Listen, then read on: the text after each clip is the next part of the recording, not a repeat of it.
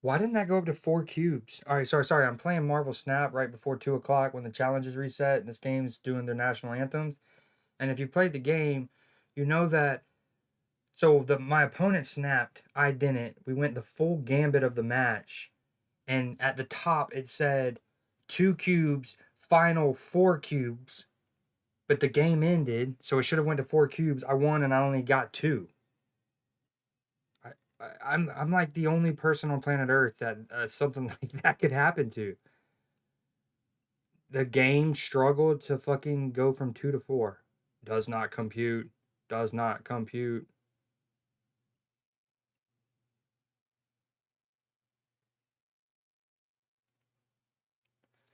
I let it rip. I let it be free. Okay, before this gets started, I'm gonna go and rinse my plate off real quick. What looked like it can be the great South American rivalry in the semifinals, Brazil and Argentina, could turn into an all-European affair.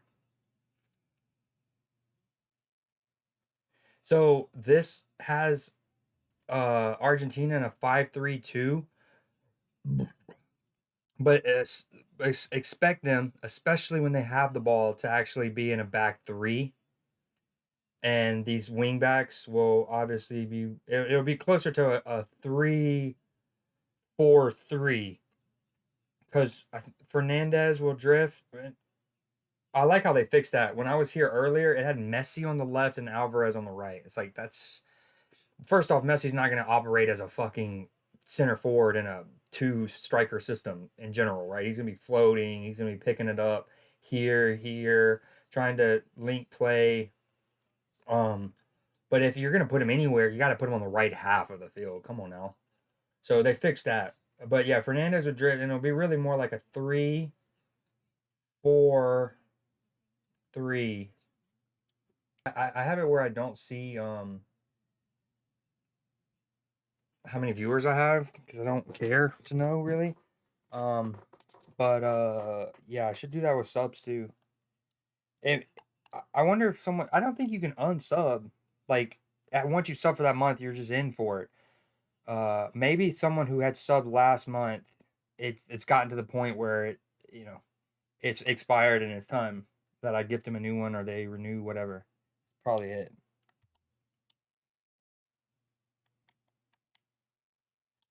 Damn, that's got to be tough to watch.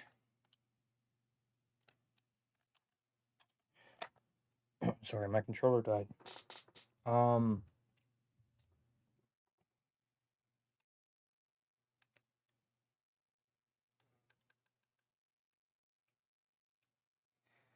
All right, so not much has happened so far.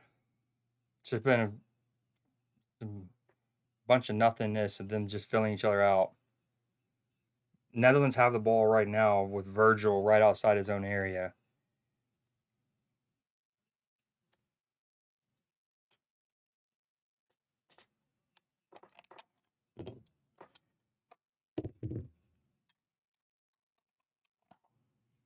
God, I need a haircut so bad.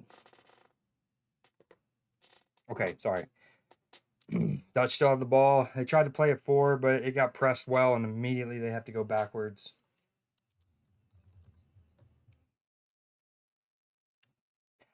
But what's crazy is, so just a couple minutes ago, I was talking about how Argentina, despite what this graphic is showing, they're actually going to be more like they're going to be with a back three, especially when they have the ball. Five when they don't. Um, but what's also notable about that is Argentina don't play like that normally. In fact, I don't think they've ever set up like that under this manager, but they're doing it to kind of like as an answer to the Dutch's back three. So you would hope if you're an Argentinian fan in this scenario that the team, even if they haven't employed this formation and setup, um, that they would have practiced this a good bit in the limited time that they would have had to get World Cup prep. Uh, in the manager said like I intend to go into a back three if we go up against another accomplished back three side. A giveaway from Netherlands here. Argentina, Messi's with the ball. Nathan Ake's going to try to block the cross, and he does. Ball falls to an Argentinian player. It's shot. It's then blocked.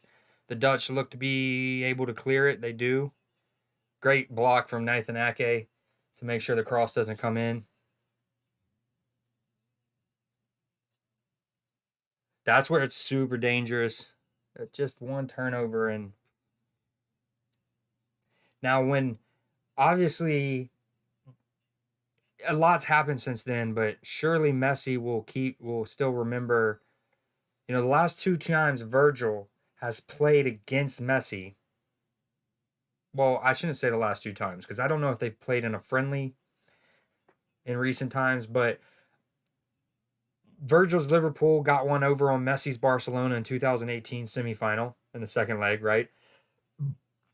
And we also beat them in the group stage thanks to Bobby Firmino's winner in the Champions League 2 years ago. Three years ago? 2 years ago? God, I have so many games in my backlog, but I've never played Shadow of War, the second one.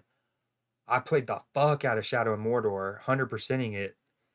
I think I even beat all of the DLCs for the first one too, except for like a couple little things on the second one. If I remember correctly, there was one like Way of the Hunter. Anyways, um, test of something. Oh, sloppy defending. Is that going to be a free kick? Nope, just a Dutch possession. Uh, yeah. Anyways, it's got me wanting to play some Shadows of Poop. I'm still so bummed that Warner Brother Interactive fucking patented the Nemesis system. Hell, any of the games that had come out in the last few years might not have even implemented it. But if only just like one or two could have used the Nemesis system, oh my god. Like imagine the Nemesis system in a game like Elden Ring, where it's an open world, you have notable named enemies, and it's a game you're likely to die a lot. Or next Star Wars Jedi Survivor. Like, dude, dying to the second sister and then or just anyone in Elden Ring, like dying to a fucking boss, and then it gets promoted within the hierarchy, and then it carries scars the next time you fight them. They remember the fight, like, hey, didn't I burn you before? Something like, dude. All right, anyways, back to the game. Oh, risky that. The Dutch goalkeeper just plays it short to a Dutch defender, but an Argentine was pressing it so well and just missed out on intercepting that. But the Dutch have the ball now, and they're able to I think Dumfries has the ball. Yeah. In the Argentinian third. Nice little 1-2 there, but it's well defended. That'll be a throw in for the Dutch.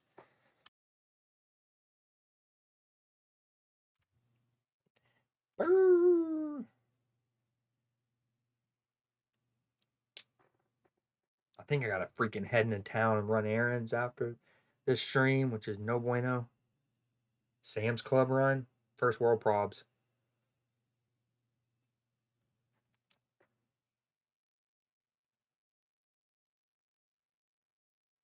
Messi has the ball in the Argentinian half, or the Netherlands' half, freaking surrounded by four Dutch players, and he picks a good ball out to get Argentina up the field. They need to play this big switch here.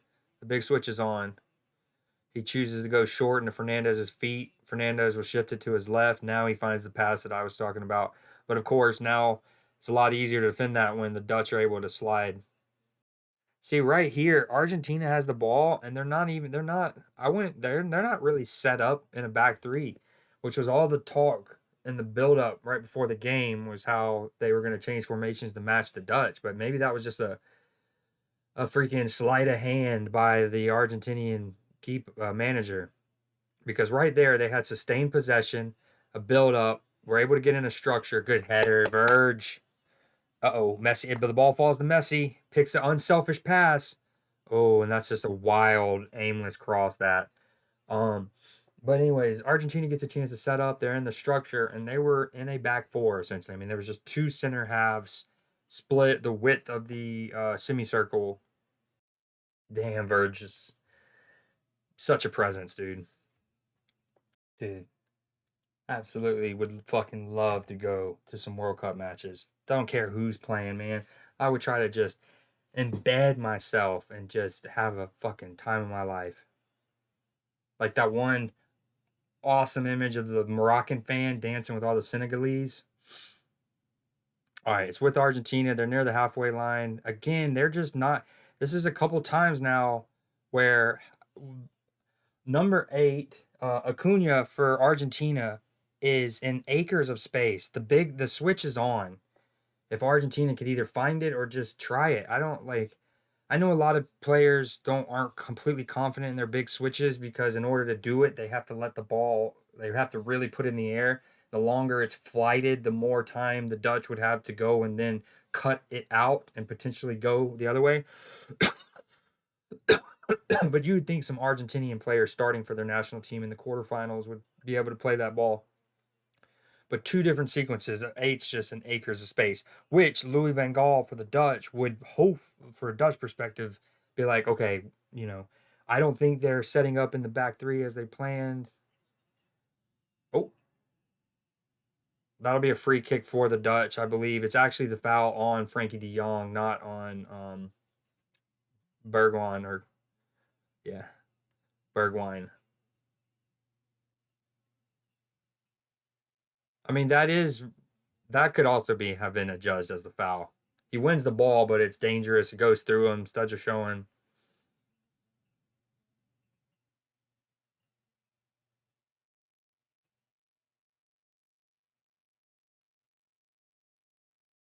I don't think that one was necessary. I mean, it could be a foul, but I think they were really flagging for the one on Frankie de Jong, and then he played advantage.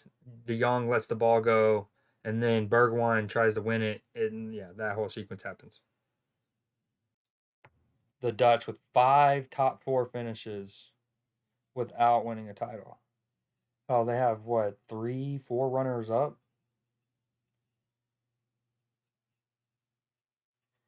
All right, the ball. I think Louis van Gaal might need to do a tactical switch much earlier than he would have liked to, but he probably won't because it's also, you can argue, they just need to settle into this rhythm because they got a good attack going now, and they usually play this way, so you don't want to change on a dime. Just oh, across to the back post. It will probably end up going nowhere.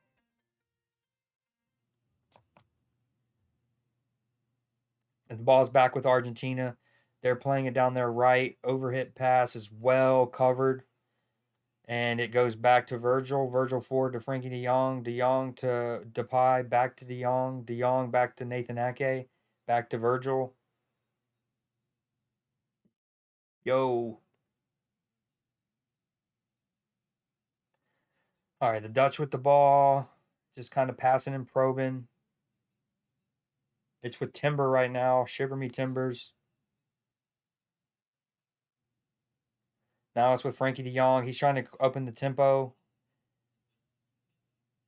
That's a big clash. Damn, play on, they say. So De Jong plays a quick tempo pass into the feet of that Dutch player, and I think he does well to ride the press, but his layoff is not good at all compared to say what Paqueta did for Neymar's goal. Um, yeah, obviously different depths on the pitch, but oh, that's a good ball. Good idea. Just slightly overhit from the Dutch there. Virgil gets the ball, and he's essentially the only Dutch player in the middle of the pitch on his half, and he plays a crisp, nice, initiative-inducing pass to Timbers, who then finds a good pass in the feet, and they almost play him through, but it's a slightly overhit through ball. Damn, Alvarez just got bodied. I like how eager Frankie de Jong is for the ball early on. I mean, regardless of what Dutch player is receiving it, he is almost always showing for it and showing like demonstrably. Dude, Virgil's passing so good, man. It's just so usually crisp and considerate. Dutch are recycling it. Frankie to Virgil, Virgil to Daily Blend. Blend's going to play it forward to Bergwijn, who tried to do a flick. No, that was Depay who tried to flick it on. It's hard. Gakpo, Bergwijn, and Memphis Depay are all interchanging so much. That's a bad touch. It's a good layoff by Dumfries, and he wants the 1-2. And he could have gotten it cleanly and been behind their back line for a crossing opportunity. But Bergwijn's first touch lets him down. It invites the challenge in from the Argentine, who gets control and then wins a free kick.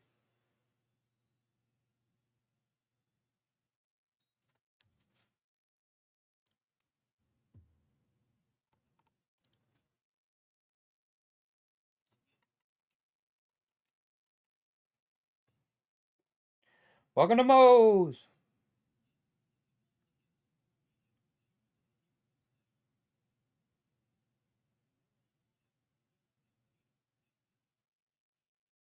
Damn it.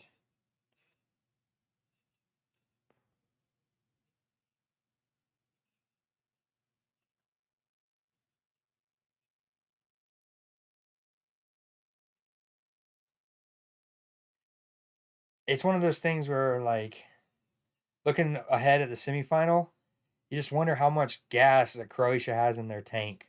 We know Brozovic is an absolute steam engine and he's good to go, but Luka had to, and granted, in the round of 16, Luka was subbed off before extra time, I believe.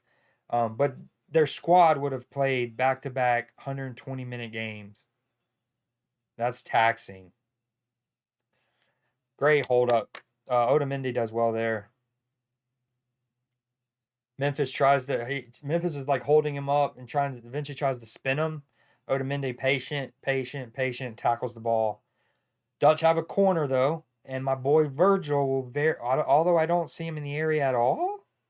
My man's 6'4". There he is. He's slow walking up there. I think he wanted to like delay getting up there to maybe make it harder for Argentina to pick him up. But it, this is what's so foolish about teams. And you see this in sports across the board, but teams try to be far too cute in scenarios like that. Like, ultimately, the Dutch play it short. And they play it short, and then the guy who takes the corner underlaps, and then he gets the ball back. He tries an in-swinger that's terrible. It doesn't beat the first man. It's clear. And it's like, if y'all are going to do that, why even make Virgil walk up at all? Like, I mentioned Virgil originally wasn't in the area, but it's so silly. It's like, speaking of Verge, well done. Look at the captain. Brilliant from Verge. It's like, call him off. We're going to go short. We're going to don't leave yourself exposed and make him have to go the length of the field just to not even get a chance to compete for a ball. So dumb. Oh, Messi skips past. Oh, the ball comes into Messi's foot there, and I actually think it's by his standards a bad touch initially, which invites the tackle attempt by Darun. But because Messi's Messi, once that tackle attempt starts coming in, even though Messi's first touch is bad, his second just skips by Darun. Then is able to go at the back line in that pocket of space. He tries to shoot it, and it's sky rockets in flight. Afternoon delight. See, that big switch isn't available for the Dutch nearly as much as it is for Argentina. When Argentina has it on their right, they have that switch to Acuna. When the Dutch are on their right, or either side, but especially on their right, they do not have a sizable drop, and that's the difference in formations.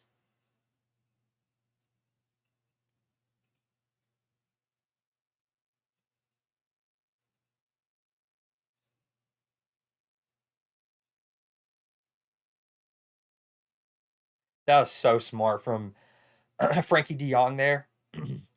After a kind of helter-skeltery 90 seconds, 3 minutes ish, it gets to him in his own half, and he puts his studs on the ball, and he basically just walks it back further into his own half and lets the Dutch, who are in a more, I don't want to say complicated but they're in a formation where it is much more relevant to try to make sure your players, your fellow teammates, are able to get back in shape. Um, because of how space is controlled, like areas on the pitch. like zone 16, zone 22, and excuse me. Anywho, but it's back with the Dutch. To Virgil forward to Darun forward to Depay, who drops it back to Darun, who's just inside the Argentinian half. He slips a well-weighted ball into. Oh, that might have been a handball. Let it play on. There's just some. There's. It's almost quality, and then it's just from both sides.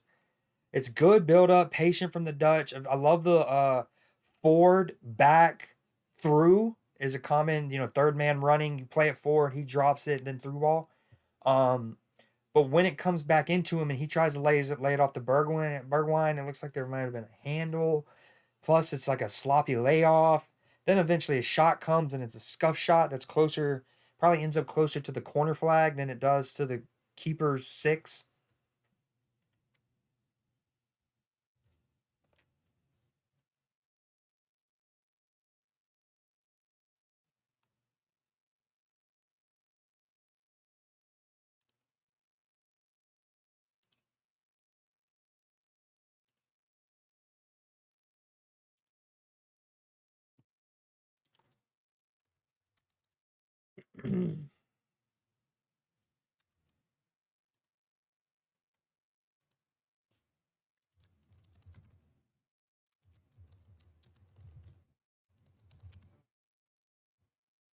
All right, it's with the Argentina has the ball.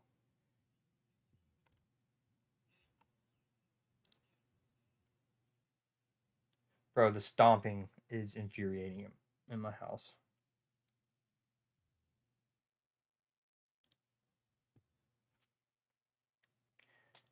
We got Thunder Feet.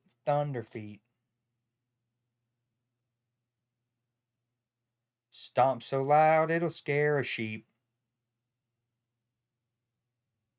Stomp so loud it's like he's wearing cleats. I've said this earlier in this coverage, but I love the more advanced metrics they're showing now and on the Fox Soccer broadcast. Like right there, it basically just showed the average ball recovery time. Oh, that should be a yellow. That's a high boot and a half. Like that's one of those that they got to fix that. Like so because the Dutch player doesn't make contact slash the Argentinian senses a fucking cleat coming towards his face and he ducks out of the way and it's not a bad collision, referee doesn't give it a yellow. But just like dangerous challenges to people's ankles and legs that players have to hurdle, a player shouldn't have to like avoid it, or you know what I mean? Like the contact shouldn't have to happen just for a yellow card or it to be what it deserves to be. That should have been a yellow, and it doesn't matter what time it's at. That's a high fucking boot, and it's a mega dangerous action because of the way the ball is bouncing and both players are coming together. I mean, if that catches him cleanly, that is incredibly dangerous. So I want some couple people chatting, so I can take it. I want to take a screenshot of stream, so I can start sharing it on like my Instagram and stuff. Like come swing through. But I don't want to do it where I'm one of there's only like me and one other talking or something. You know what I mean? Anyways, I'll shut up. I'll talk, but about the sport. It's Frankie De Jong does have the rock. Now it's with the Dutch. That's good hold up play from Memphis Depay because he's being ridden. Oh, I love that ball around the corner. Bergwijn's able to get the ball and get his head up. It's on the right side of the Argentinian area now with the Dutch. Dumfries has it. Now someone else crosses it, stands it up at the back post. Argentina wins the first header. Second ball falls to Frankie, who does a big drop to Virgil at the halfway line. Maybe probably had time and should have settled that and tried to keep the impetus there, but that's gonna be challenged. Dude, that's Dumfries again? That's a couple Bergwijn at least once, if not twice. Dumfries twice have just gotten balls into their feet that are absolutely controllable. They're not fired in with zip, they're not bobbling. They should be able to be controlled. And their first touch is just sloppy. It's getting away from them, and it's inviting either an Argentinian player to flat out win it or for a 50-50 to happen, then the Dutch lose the second ball or the third ball, I guess, in that situation. They need to sharpen these little touches. I like what Oda Mendes moving forward. He just carried the ball in the Dutch half, played a 1-2 with one of the midfielders, and he's now he's dropping back into his center back position. I like what Alvarez is doing right now. So when you're playing with Messi as like in this setup, so to speak, or regardless of what your setup is, when you're playing alongside Messi and your fellow attacker, you know that he's going to float. You know that he's going to be given the license to find pockets of space to go and pick up the ball from y'all's defense. And it's really imperative. One, we've seen this time and time again. Who's been arguably the best the two best foils for Messi as an attacker on his team? I would argue they are the two people who are remarkable at their off the ball movement. And it's David Villa and Luis Suarez. I know Neymar is fantastic. But like that Neymar Messi combo really fucking took off once the missing link Suarez, who does the unselfish running, who will unwind center backs, who will take up just the smartest, most annoying, awkward fucking positions. But that's what Alvarez is doing. Essentially, over the last couple minutes, he's bounced around and he's kind of probed on each Dutch defender. He's been on the shoulder of Ake, and he's tried to bait at so he will get Argentina. Bleh. I'm always torn. No one ever knows. Is it Argentine? Is it Argentinian? Anyways. That's a good block there. But he'll go and he'll basically try to come short to receive it. See, doesn't Ake go with him? Ake doesn't? Okay, cool. Then he'll go to Verge and he'll play around with him. So when you're playing with in general, a striker should do that. They should fill out where the weaknesses are. What does the opposition defenders like and don't like to do? Will they go with me into the channels? Will they follow me short? Do I have an opportunity to bait that and then spin in behind, right? But it's imperative when you play with somebody like Messi, who is given a free roam, a free license, because you have more channel duty. You have to run more channels because Messi's not going to, more often than not, he's not going to sprint in behind and try to stretch a back line and want a through ball in, right? So you need to be that runner.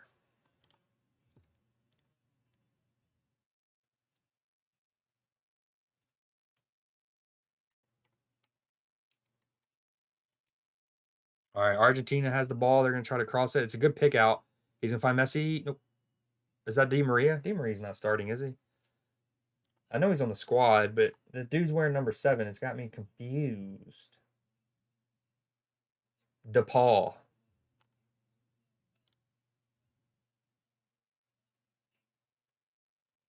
Yeah, DePaul feeling like he needed to strike that with his right foot, kind of cucked his run up. Oh, I like how Walter Samuel is one of the assistant coaches for Argentina. I remember right when I got into football, he was in his latter years, but he was still one of the better defenders in Europe. And when I first started watching football in the late 2000s, that Argentina at the time would have had him, Javier Zanetti, I'm just trying to think on the back line. Zanetti would have played right back. And then Zanetti started, and I think they eventually had a headache with what do they do with Zabaleta and Zanetti? Do you play one at right center half like Zanetti, and then they like Zabaleta, who's at the time was more athletic and could maraud forward. Anyways, I like to see him. Messi's got the ball. Oh, that's a lovely through ball. That should be a goal. If he's onside, that's a goal for Argentina, and it's a gorgeously weighted through ball by Lionel Messi. He gets the ball some 40 meters from goal, gets a chance to receive it and then open up on his left and run with it. He's got Dutch players around him, but as everything just seems like it goes in slow motion for him. And so he is carrying the ball from right to the center of the pitch, but from right to left on his left foot. And then there is a great run. I was just talking about off the ball movement and working with him, but it's superb angled run.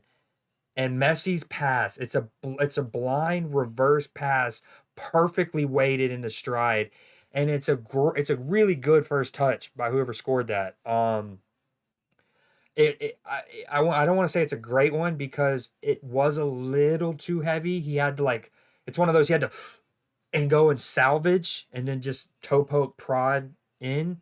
Um, you would like for that first touch to be a little closer to you so you could just, touch it and then strike it, and you don't even give that other Dutch recovering defender a chance to make a play there. But it was a good enough touch under pressure. He then goes and toe pokes it, but it's brilliant from Messi. I mean, he picks it up, runs with it. The movement is great. Again, it's in the shadow, so to speak, of where Messi's like right in his blind spot almost, and he's running with it, and it's angled well. It's delayed well because that guy had initially showed short, right? He shows short, ball comes to Messi. He doesn't stop on the play. He spins. I don't want to say spins because he doesn't lose his mark, but he kind of like folds his run and then just keep and that's what Suarez did so well is you keep it all fluid. Like you come to show short. If it doesn't come to you, you use that momentum to just round the run, and then he bends it really. I don't like bending it either. Bending I reserve for keeping on side, but super good movement is what I'm saying. I mean, he comes short, goes in, makes an well angled run to receive that. And like it's one of those you also make that run if you expect your teammates can make that type of reverse pass, um, like Messi could. And geez, perfectly weighted through ball by Messi. It's basically like go have a good touch, and it's one of those like just go have two touches. It's all you need. One to set it, and then one to dispatch it. Again, you would want it a little closer to you so you can actually shoot it and not have to toe poke prod it, but it worked.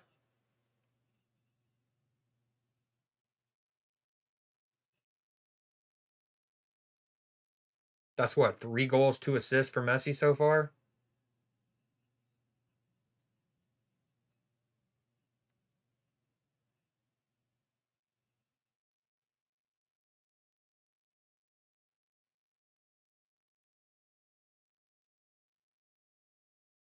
The weight of that pass is just so good. And again, it's a reverse ball. I've only seen one replay, and it's essentially the same kind of angle that you would get from watching it live.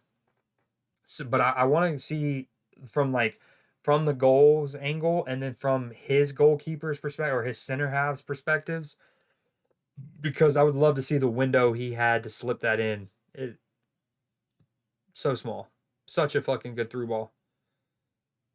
And again, it's one of those. It's just eyes in your back of the head. Because he sees it's one of those that in the moment, in the split seconds that Messi is receiving that initially, before he shapes it onto his left and starts carrying it from right to left, right? He would have seen the goal scorer. Was it DePaul? Uh, he would have seen the goal scorer showing short. So again, the guy who plays it to Messi has the ball. Messi's an option, and then the eventual goal scorer shows for that. Surely Messi would have seen that, and then the moment he receives it and then opens it up on his left, he just has that footballing IQ, the eyes in the back of his head, that understanding that like there's that gap because and again we'll have to see it again, but I think when what's his name who eventually scores comes short, he drags Ake out, I think, so ultimately, is it Freddie De Jong, Frankie? Sorry, that Frankie De Jong that has to try to make the challenge at the top of the 18 on him. Oh, ball comes to Messi. He's trying to dance. Nathan Ake stands him up well. It's good defending from Ake in the circumstance. He had a lot of help around him. It was essentially became like there's 22 players on the pitch, but it was really just two of them in that moment. Messi takes it with his right.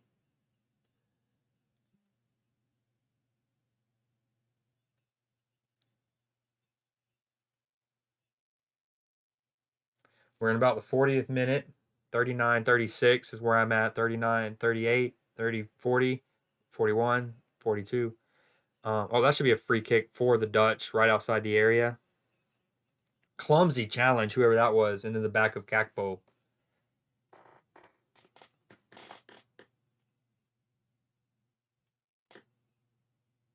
There is a shit ton of Argentine fans there. Well, granted, it will also look like that because, as we know, almost all of the Muslim men, I don't know about Muslim women too, but all of the Muslim men would be in those white outfits.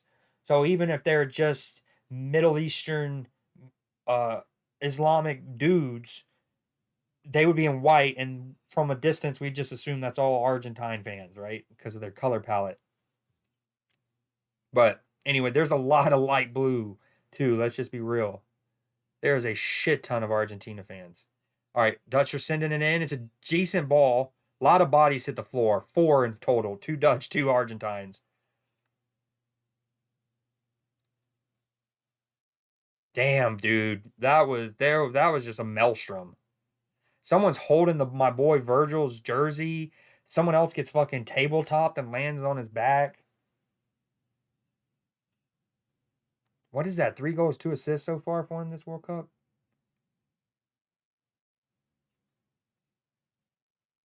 Even if Brazil won and it became hypothetically an Argentina Brazil semifinal, Argentina would have gone into that match with the confidence because Argentina beat Brazil last summer in the Copa America final in the Maracanã, if I'm not mistaken. Okay, so I just got it was two confirmations. A, it was Molina who scored. And then B, I was dead on. Messi's now at 3 goals, 2 assists. Pretty damn good.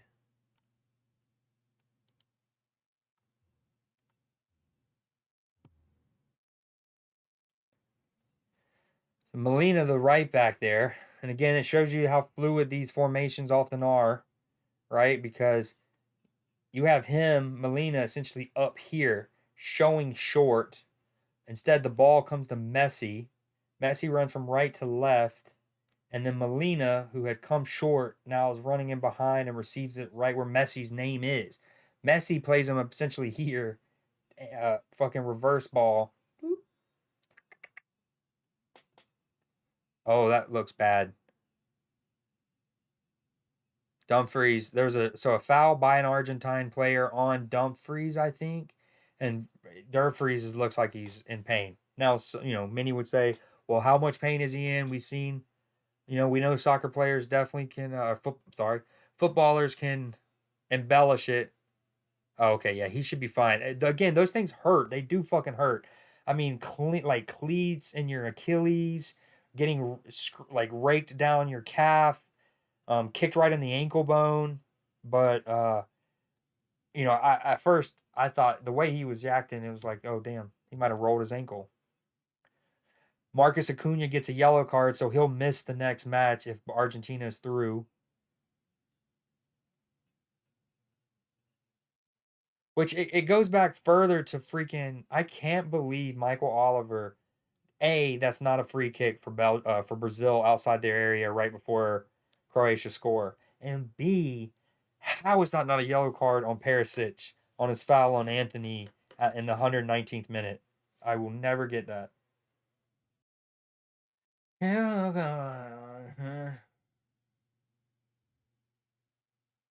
here at halftime we can look at highlights of Croatia and Brazil.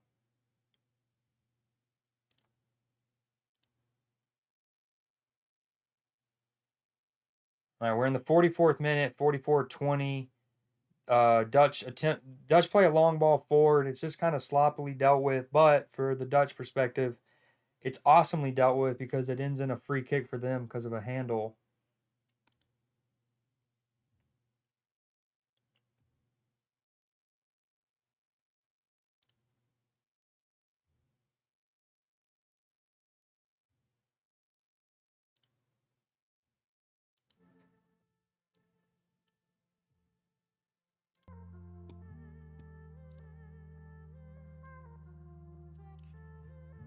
Sorry, I had to get some music going. All right, the Dutch free kick goes in. It's just there's so much to break down there, but nothing at all too. I mean, it's a free kick that's it's in the corridor of uncertainty, but it ends up way too close to the keeper, and it's an easy claim for Emi Martinez. But the Dutch will also look at it like it looked like there was some susness because Nathan Ake, who would have been the Dutch player most likely to get on the end of that, and to make that a contested claim by Martinez, is bundled over. And I haven't seen enough of any replays to see if he was actually fouled or if it was just slight contact and then him trying to make the most of it.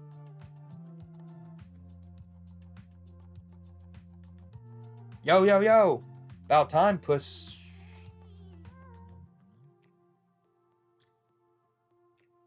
For sure. You been watching? Or do you have some real life stuff come up temporarily? Puss in Boots. I forgot he just got a new movie. Antonio Banderas making that bank. Oh, that's a 50-50 clean that. Oh, Dumfries is pissed. Dude, Acuna is, man, he needs to be careful. Oh, so you haven't seen any? Have you seen the Argentina goal? It's a perfect fucking through ball by Messi. Like, absolutely perfectly weighted. He picks it up from the right-hand side, receives it onto his left, is able to run a little bit. Okay, cool. And then there's great movement off of him in his, like, shadow, so to speak. And it's just a brilliant, perfectly weighted reverse through ball from Messi. If you want to wait, we're almost at half, and I'll pull it up too.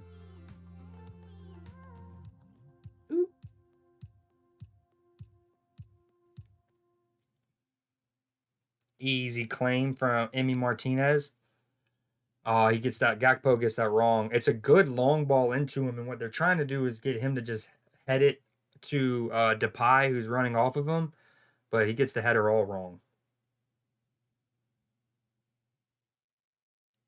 For the first 30-ish minutes, the Dutch looked the far better side. I mean, I shouldn't say far. It's not like they were creating chance after chance, but they were definitely the ones. They had like 63% possession in the first 30.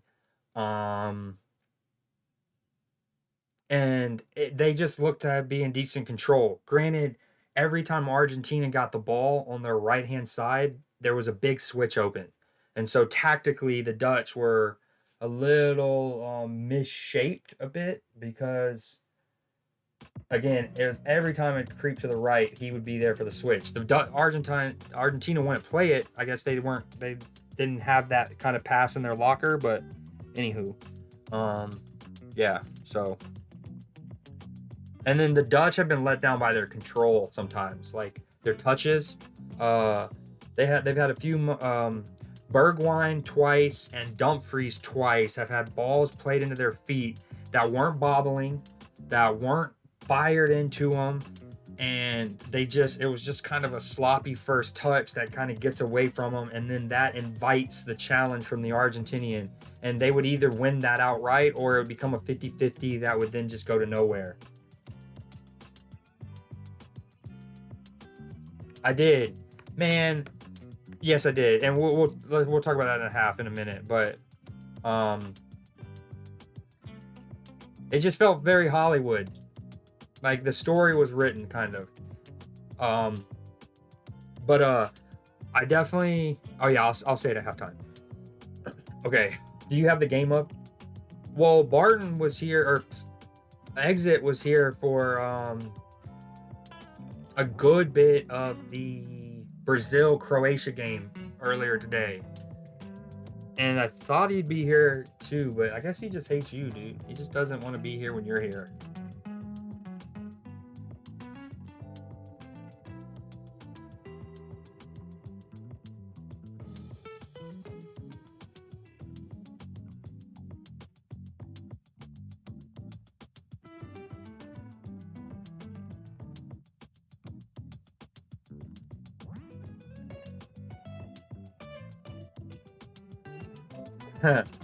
um, what was I gonna say?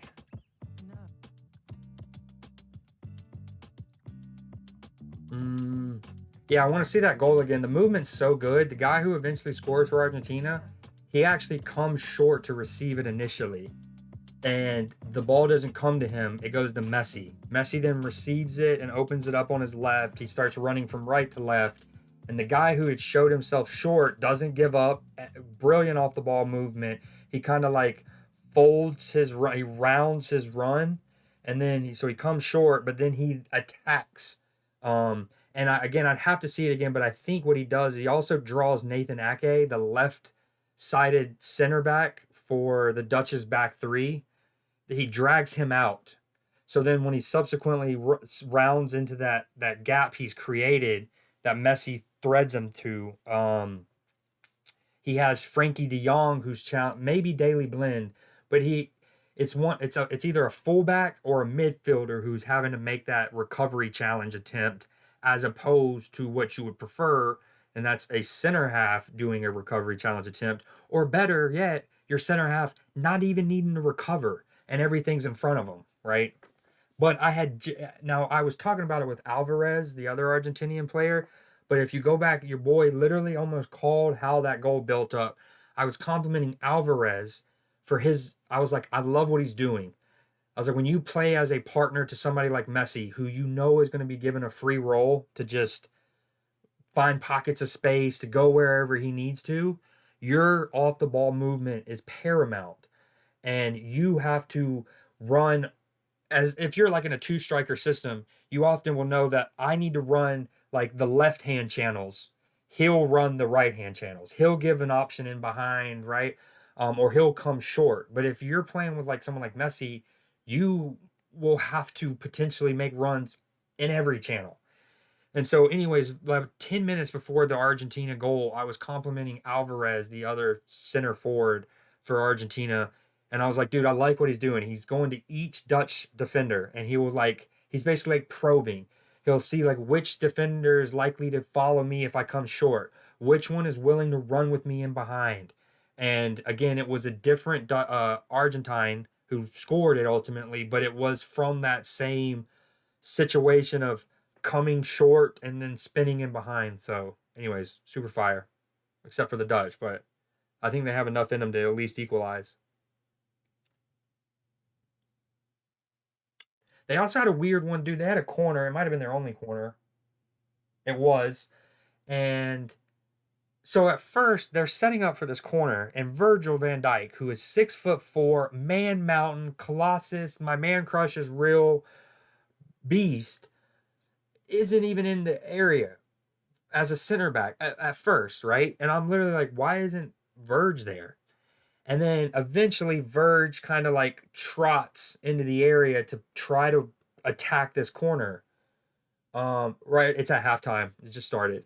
But so anyways, Virgil creeps forward. Let me get some the highlights up and stuff. Virgil creeps forward and he's in the area now. Okay? But the Dutch take it short.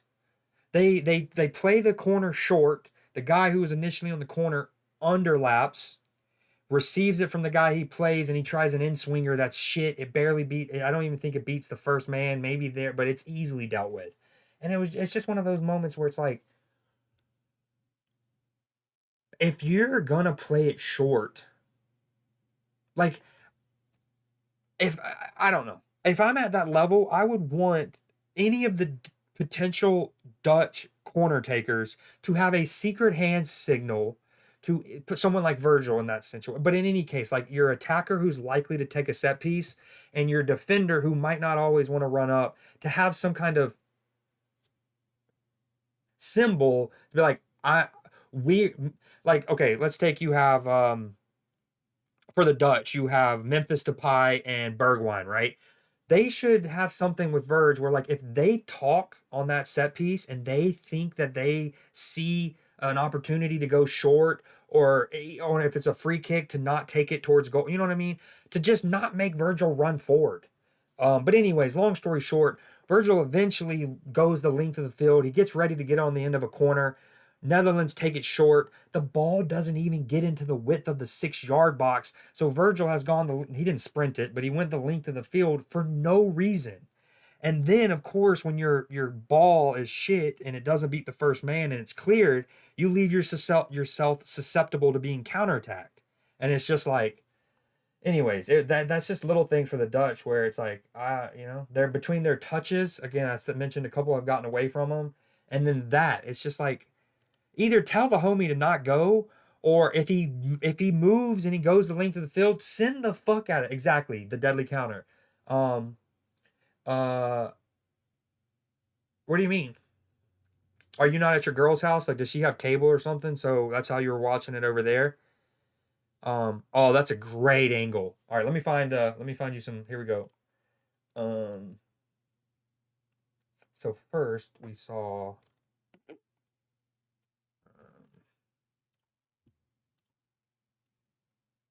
Sorry. Don't look.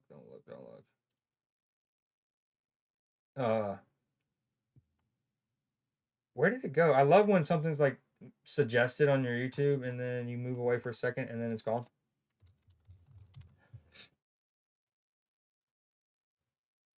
Oh, it would be on Fox. This is on Fox, not Fox Sports. So the main one. Humbug. My signal is totally ghosting me. 'Tis the season to switch to Verizon. This holiday season, Verizon gives you the new iPhone 14 Pro, plus Apple Watch SE, iPad, and Beats Fit Pro, all on us. And unlimited plans for everyone start at just $35 a line. Verizon.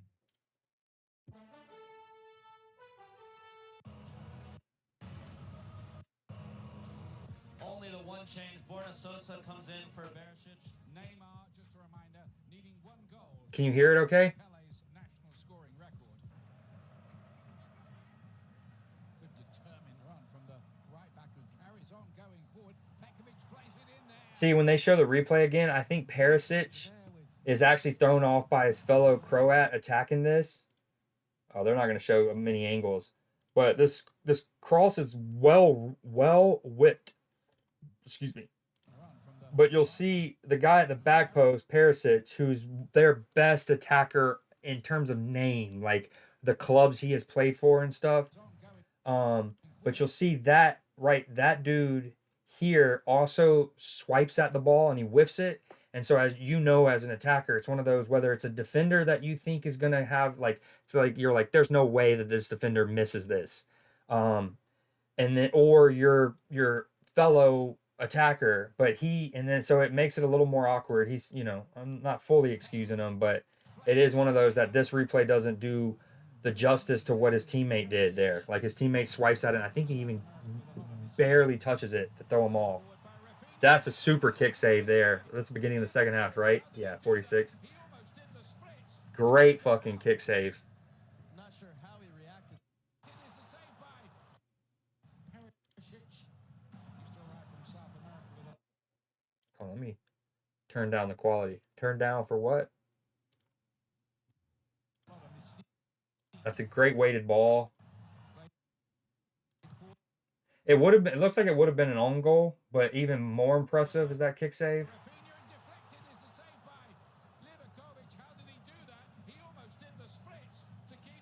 Now there's one dude. Brazil had a few, like probably 5 sequences where it was like Hoga Bonita, like gorgeous. They just ramped up the intensity, like the tempo just on a dime, and they all of a sudden they're like chilling, and then 1-2, 1-2, 1, and it's like. And they get a shot off. And the Croatian goalkeeper was fantastic. Wow. I didn't even really notice that. I was coming back from making my plate of spaghetti at that point. They're not going to call that. I guess because of Neymar. That hits his hand and that's in the area. Dude, Michael Oliver, the English referee, was terrible throughout. And there's long been the stereotype that English refs suck ass despite that being the biggest league in the world. And he did nothing to help that. This was, I don't know if they'll show a replay, but this is a brilliant trailing leg save where it goes on, like he saves it with his trailing leg's kneecap. Great turn by Richarlison. Lovely ball. Oh no, that's not actually the one I was thinking of. That's a great save, but there's one where he has to come out and he kind of rushes Neymar's attempt. Hold on, let me see what your mom's spaghetti. So this time it's your Creed spaghetti using mom's recipe. Oof. It's good goalkeeping again. Nice skull cap. Quick by the Brazilian. Paqueta gets a great chance, but it's great keeping. He's quick off his line. He keeps himself big. Look, scoop. I actually don't know if he skull capped it or it was just like a lucky. See, the other thing about, earlier I texted you about, look at this. Ooh. See, this is that's the good key. It's like trailing leg underneath him. Watch the kneecap. That's such good control of your body. I often think of like how great wide receivers are good at like contorting their body to go make a contested catch, and goalkeepers need that control as well. Because like, if you're just wild, if you're flailing with your legs here, you might make the save, but this feels like he went into his technique of sliding here, knowing that he's going to let that left leg cover certain angles, right? Like you use your right leg to potentially kick save it at your near post, hoping that your trailing knee can cover you getting it put through your 5-hole. But you see what I mean by Brazil just like up in the tempo, balls here, and then Neymar just goes. Actually, that was Rodrigo, in fairness. They're both with the fucking in sync fucking blonde tip hairdos. Can't tell. That's great keeping. And there was a few times where Anthony here for Brazil had moments like that where he ended up on the ground and the referee didn't call a foul, but on neither did he call a simulation either. And it's one of those where not just because there's a coming together, it doesn't mean it has to be a foul or it has to be a dive, right? But on two of them I don't know. The referee was terrible. This was a huge chance. It's a huge sliding block here. That surely would have thrown this Croatian off a bit, but it's one of the best attacks, if not the best attack Croatia had all game. And the dude just pooped his pants, man. Just runny butt syndrome. Look at this. This Croatian does ever so well to hold up play. He's 1v5'd. And he holds up play. Megs cuts it in on his right. Lovely drop of the shoulder. Waits, knows what he's doing. Perfectly crisp square. Perfectly crisp square. And this is good defending, and you would think that his slot would have made this guy know that he needs to go high. He wouldn't have given him the freest, just knee over the top of it laced. But, bro, you've got to hit the frame, man. You've got to hit the frame. It's great hold-up play by that Croatian, too. 1v5, and he creates that chance. This is the goal. Boom. 1-2. Yeah, it was with Rodrigo. And then Paqueta. And then, boop. Skew. Blah. But what this clip doesn't show is, the true flip of the switch Neymar does. I mean, in the night, and again, look, Croatia had a golden opportunity not 3 minutes prior. 3 minutes prior. And then in between this moment, it kind of had gotten into a little bit of a lull. Dude, this Verizon commercial it's like a flashbang, dude. I'm getting face fucked. Anyways, you can even tell what a better angle when maybe you'll see it later in the halftime coverage. The aerial view shows, earlier I talked about movement off the ball and how Messi's hold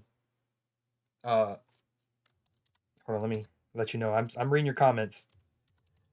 But on Messi's goal, right? I talked about the concept of coming short and then spinning in behind. And dude, the aerial view of this is great because the game had kind of gotten to a little tiny lull. Players, obviously, they've been playing for fucking 105 minutes. But Neymar essentially says, give me the fucking ball. Like Marquinhos, a center half, is this deep. This is how camped Croatia is at this point, right? Hold on, let me set my thing up so I can see your chat while. Okay, we're gonna get to that. Sorry, but this is how camped Croatia is. Marquinhos, the center half, is not only receiving the ball this far into the Croatian half, He's carrying it forward. But what this, I mean, you can kind of see Neymar here, but Neymar starts damn near the edge of that 18. And he fucking basically sprints and says, Marquinhos, give me the goddamn ball. And talking about upping the tempo, again, it kind of, and then Neymar just, all right, let's fucking switch it on. Y'all just give me good return balls. Accurate layoffs. That's one. This one's fantastic. And then it's almost really good defending by 19 for Croatia because he gets just enough of a shoulder onto him that makes Neymar have to round right here. Goalkeeper kind of once. I don't think he should come out like this once his defender forces him wide. It's almost like he predetermined here that he's going to come out. And then at that point, boom. But, all right, let me fast forward to the Croatian goal. I feel like Brazil got robbed a little bit because right before this, Brazil has an attack. And I truly think that they're fouled. It's one of those that the Croatian defender wins the ball, but he, like, scissors the Brazilian player in his ball-winning action, right? And it just like slices him down. And it's not only not a free, it's not, it should, I mean, you can argue if you go back and look at it, it could potentially have been a red card because of the nature of it.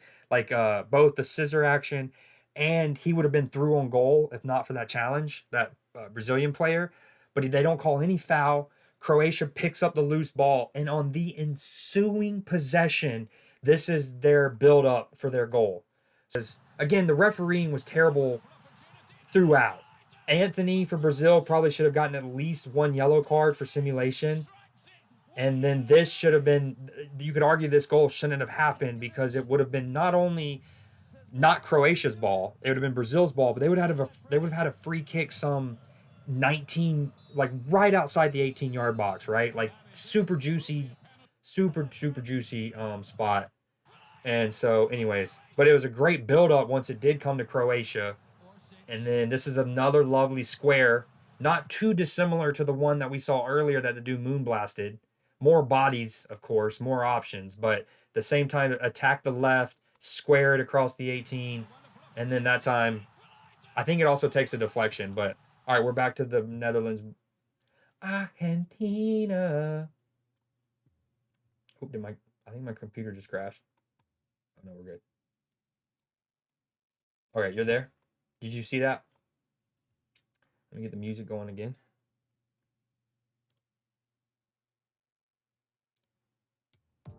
I'm hot and cold at the same time. How long have this stream been? Yes. Oh, yeah, I forgot. So you haven't saw any of it. Yeah. If there's a lull, we'll pull it back up real quick. Yeah, Croatia won in penalties. And as I texted you earlier, Neymar didn't even get to take one because he was slated to be the 5th, and it was over after 4. But Croatia went first, scored. Brazil went first, limp dick. Really poor penalty from Rodrigo, who is plays for Real Madrid. So Croatia scores, limp dick, easy save, 1-0. Croatia scores 2. Brazil scores.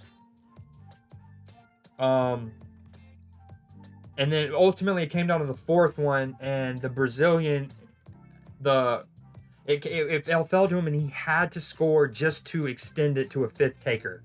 Like Croatia was up 3-1 going into the 4th, whatever. But it's one of those where, dude, it hits off the base of the left post and just comes straight back out, like.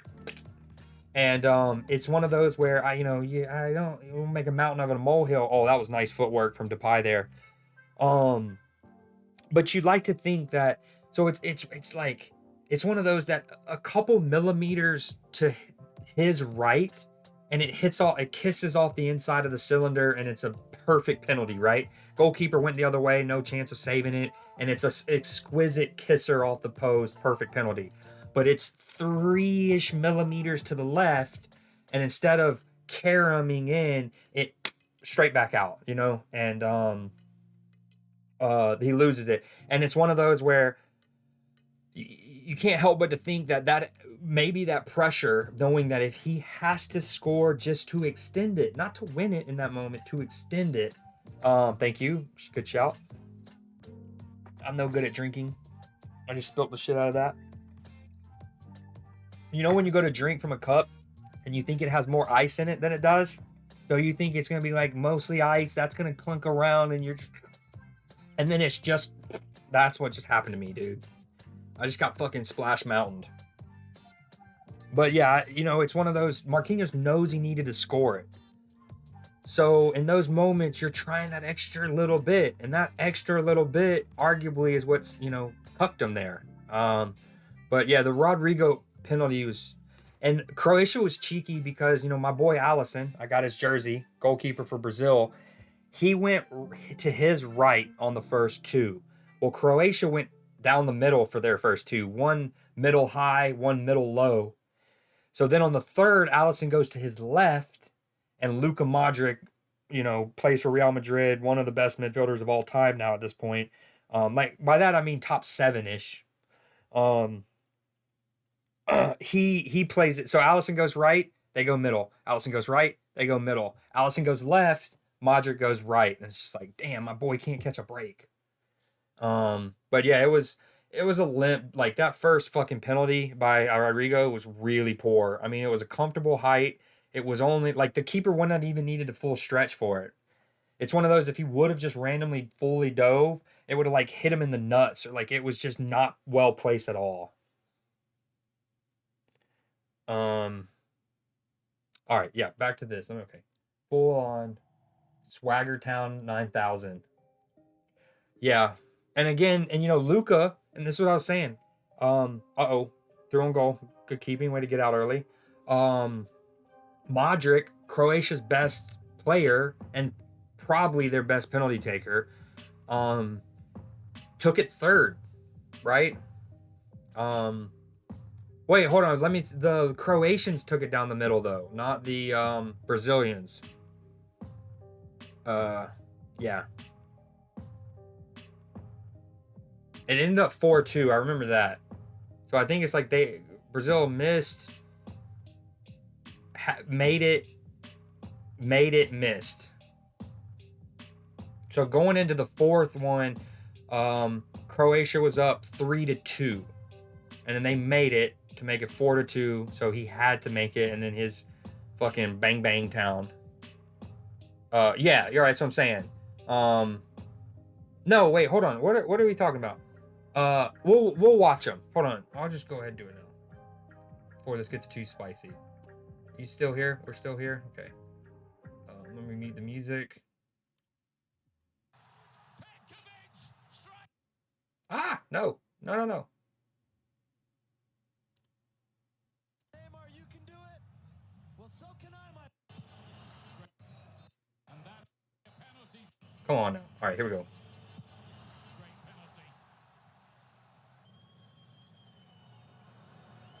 penalty. See, that's it. It's just not. It's not enough to the side. It's a comfortable height. I mean, as a goalkeeper, you can't ask for a ball better place. Perfect penalty. That literally flawless. Oh, they skipped ahead. This is limp dick. Watch. Inches, dog. It's millimeters from being a perfect penalty. Kisses off the post. Instead, it just rattles the rafters. I mean, that's just such a poor penalty. Granted, Rodrigo's young. I mean, he's only like 21, 22, and that's a flawless penalty. This is so close, dude. I mean, his body shape's wrong as he approaches it. You can see he's a center half in fairness. But like he's just all, you know, he's trying to give the keeper the eyes too much. Shoulders aren't square. But again, despite all that, millimeters from a flawless penalty.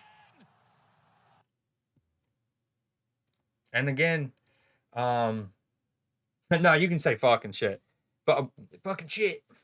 But don't fuck shit. Don't be fucking shit. I'm just saying there are two things with an ampersand in the middle, and you do one or the other, but you definitely don't fuck the shit.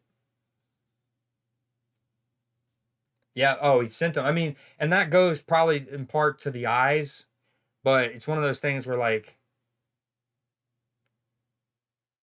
should a center half, And again, he's a Brazilian center half, so he'll obviously have more offensive qualities than almost any defender for any other nation, right? Just by how they play, their culture, all of that. Oh, that's a huge interception by Daily Blend. Argentina almost fucking threads them through, but it full stretch hamstring pulling intervention that. Damn, that should be a yellow card for Messi. High key. That's a not only a handball, but he deliberately moves his ball or his hand to the ball to stop the Dutch having possession there. But yeah, let me also, I got something for you. I'm gonna make but yeah, it's one of those like even if you're a Brazilian center half, you shouldn't be worried like if you had 5 things that you needed to worry about in your run up to take a penalty, giving the goalkeeper the eyes is not one of the first 5. It's not. It should not be. Right? So it's just one of those things. And he did it. But he fucked up somewhere in the first 5 doing it. He forsaked his shoulders being square and that. Because as you know, the art of a good penalty taker though is like, well, if you're a goalkeeper, one of the things that you learn is to look at the inside of the kneecap of their plant leg. And so that will more than the eyes, more than their upper body shape, it's where their plant legs inside of the knee is. And so equally from if you're attacking the ball, like I don't know, it's just one of those. But I don't want to put it all on Marquinhos because he knew he needed to make it. It's Rodrigo, the promising starlet left winger for Real fucking Madrid, who shouldn't limp dick his penalty as the first one of the 5. Yes, pick your exactly. And that's the other thing that I don't think there's. So working in sports statistics, I hate to say this, but it's like we're at a delicate balance of where I'm glad that analytics have exploded, especially over the last 10-ish years in sports. And you see it at every sport, at every level, but especially at the highest level, they take such stock of it. I mean, NFL teams forever would have gotten film on their opposition, right?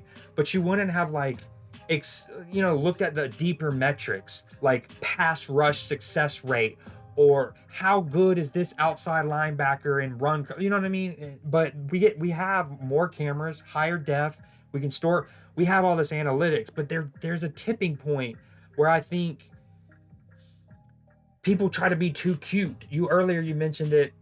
Oh, that's a good point. I didn't even think about that. Yeah, really good point. But it's people trying to be too cheeky. I know Bill, you remember Bill the pony, my stepdad, he hates it.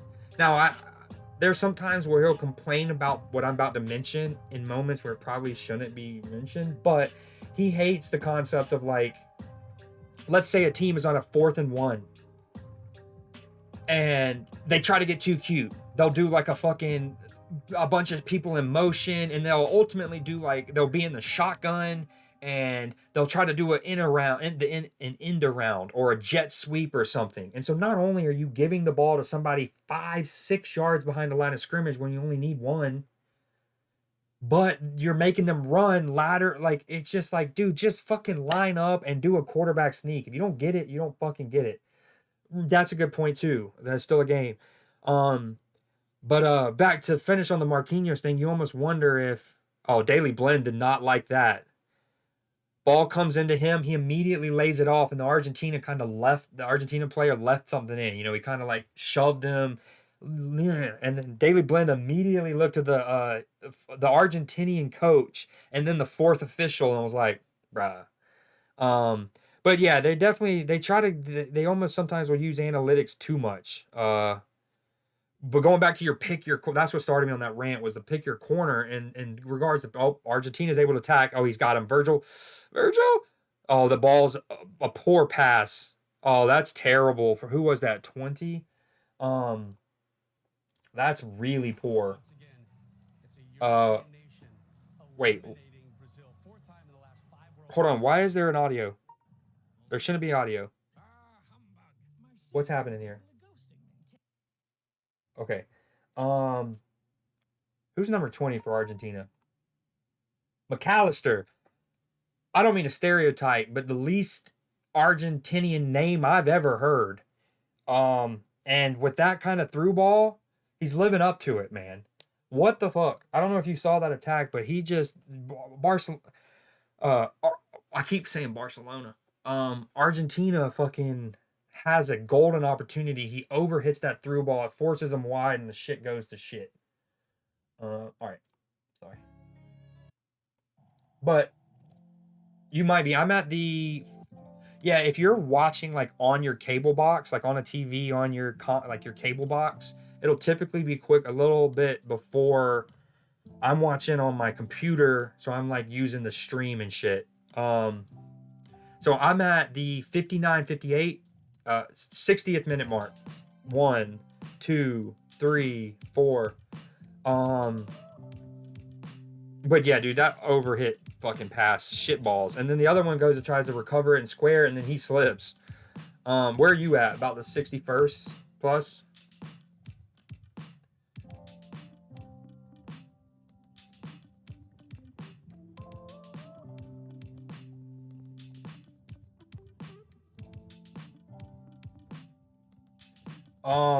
What other days do you have off coming up? Any others that you can watch the games? I think tomorrow we have England, France. Spicy time, dude. Fucking Joan of Arc shit. All right, Messi's got the ball. He's running at the back line. That's I think that's Messi's reputation preceding itself there. I actually thought he got squeezed out of that fairly, shoulder to shoulder. Okay, maybe not. Never mind. Upon replay, my boy Virgil does give him the two-handed Jimmy Town. Little hand jibber without the hole in the popcorn. You know what I'm saying? Look how many Argentine fans are on that fucking side. Holy.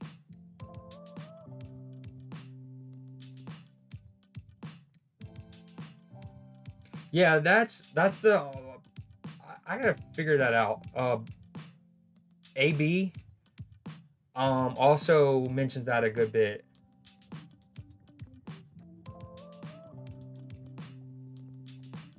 Now, part of it is, let me make sure you have what's called low latency on first. All right, so you're watching me on your phone.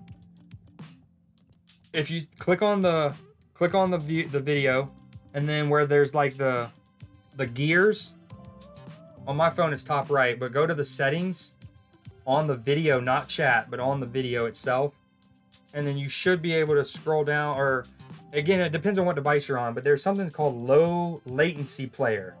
If you have that enabled, it will reduce that amount of time between it. Now, there's even with that on, there will still inevitably be some delay, and I want to find a way to shorten that even further, but that'll help some.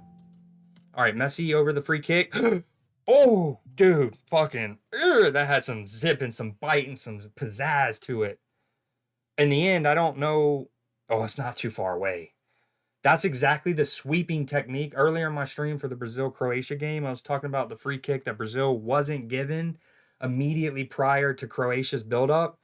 And I was like, it's the type of fucking free kick that attackers love. It's like right outside the area and then slightly off center. So whether you're a right-footed player, you can do the sweeping technique like Messi did there, but as a left-footed player, obviously the inverse.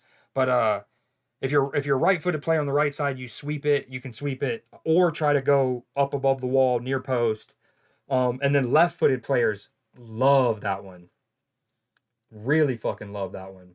Yeah, dude, he caught that so cleanly. Goalkeeper definitely was not sure about it.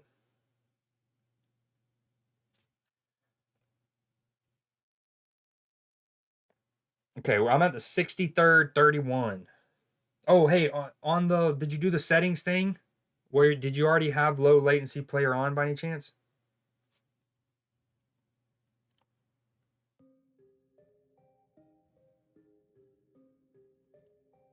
And is the music too loud?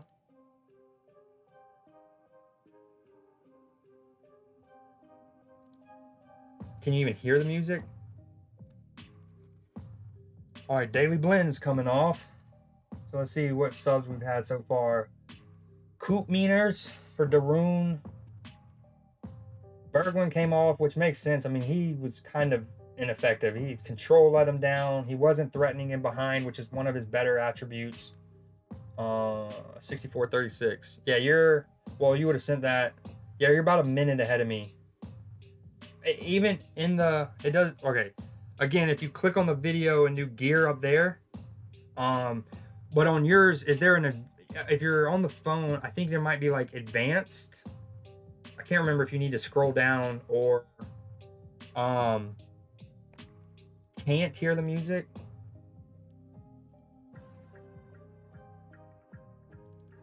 I wish I could play like, you have to play what's called DMCA, like it basically can't be copyrighted music. But some streamers more recently have found a way, and I need to figure out a way too. But the problem is, so anytime you stream, right, it makes a VOD.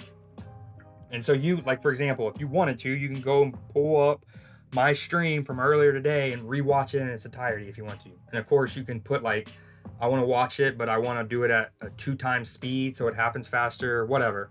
You can skip ahead, yada yada.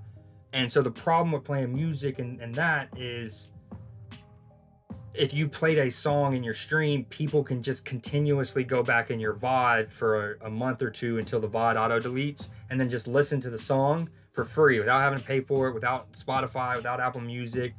The record industry wouldn't be able to track it as it currently stands. And so, but streamers have been able to find a way to, when you live stream, you will hear the music, but on the VODs, the music wouldn't be there. So that alleviates that problem. That way I'm on YouTube, but no, I can't. Like I said, that's what any like copyrighted music is like that.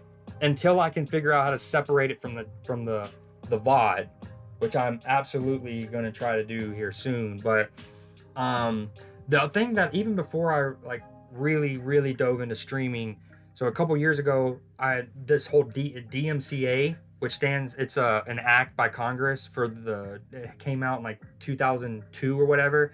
It stands for the Digital Millennium Copyright Act. And basically it was something that came around 2002 when the internet truly started to become like in more households and affordable and stuff, was protecting content that's digital. But anyway, so people can separate it, and it's really fucking fire, and I need to know how to do that. But what's funny is like, that could easily be fixed if they just wanted to fix it. If you rewind, when YouTube would have first came out and music videos and or songs would have been put on there, initially the record industry probably bitched about that too, right? And they're like, we can't keep track of how are we going to know our Billboard Top 100 if everyone's listening to it on YouTube and not the radio, or, you know what I mean? Like, what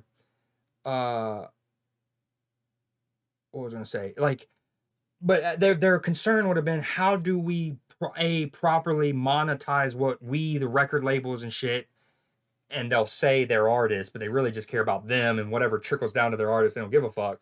But they're like, well, how do we monetize this accurately? And then how do we give our awards? So you know what? Yeah, it is absolutely getting a kind of a choppy game here.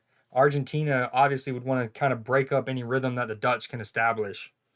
And the Dutch need to be super careful about any counterattacks against them, with them pressing men forward.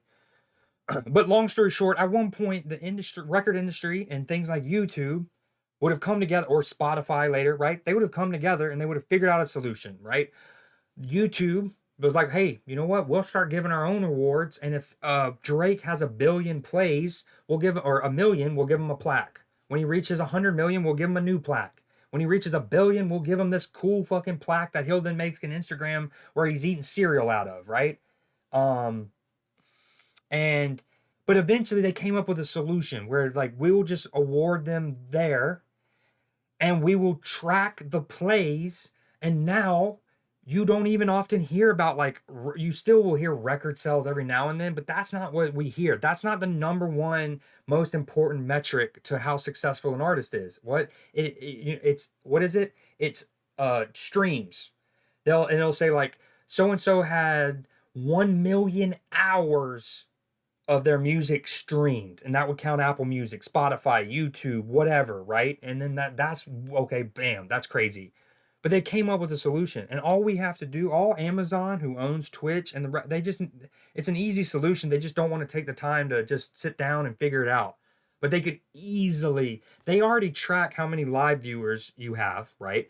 They track them by hour. Like, I can go back and look at metrics, and like, let's say you use this, Drake did, and so did DJ Khaled. But basically, you know how like when a team wins the Stanley Cup, they'll do all kind of funny stuff with the cup, like they'll put beer in it and drink from it. They've eaten cereal out of it, right?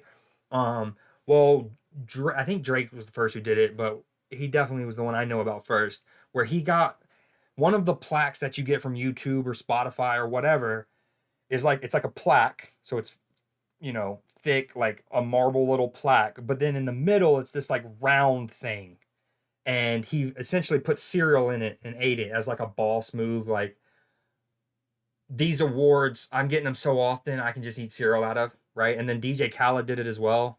It's hilarious. But anywho, yeah, they could easily, like, what I was gonna say is, like, if you use these emotes right after the stream, I can go back. Oh, did they just give a penalty? Fuck. That's not gonna make the game any. Well, it could fucking really ramp it up, but I'll wrap up my point. It's like, I can go back and I can look up and I can see when certain of these emotes were used and at what time exactly. If you can track that, you can track how many people were watching my stream when a song played, and just add that, and you would just send that along. Like, Amazon would take that, and then they would take the data they get from Amazon Music, and then they would send that to the record industry all together. Like, these are our streaming numbers, and they could split it up, but it's doable. But we know, just like almost anything, until it's profitable truly, or there's no other option, these industries don't really fucking go out of their way to innovate so often, and it's super frustrating. Super frustrating. All right. Okay. Hopefully, you know, Messi historically, I know he's 21 for 26 for Argentina, but he has had many notable misses / penalties saved for Barcelona over the years. And I'm just for the neutral in me wanting to keep this exciting, I'm not saying this is a certainty here. Now, this is a different Messi. This is a Messi singularly focused on bringing a World Cup to his home country and truly becoming the god icon that he has already become. Oh, I guess that means he scored it. I saw your fuck. But he is there. This is the only thing he hasn't won in his illustrious career.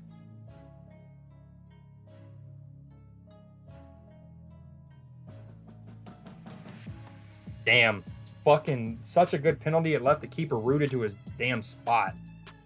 There he is. There he is. All balls, no shaft. A, B, and S. That was, speaking of fucking ruthless penalties, dog.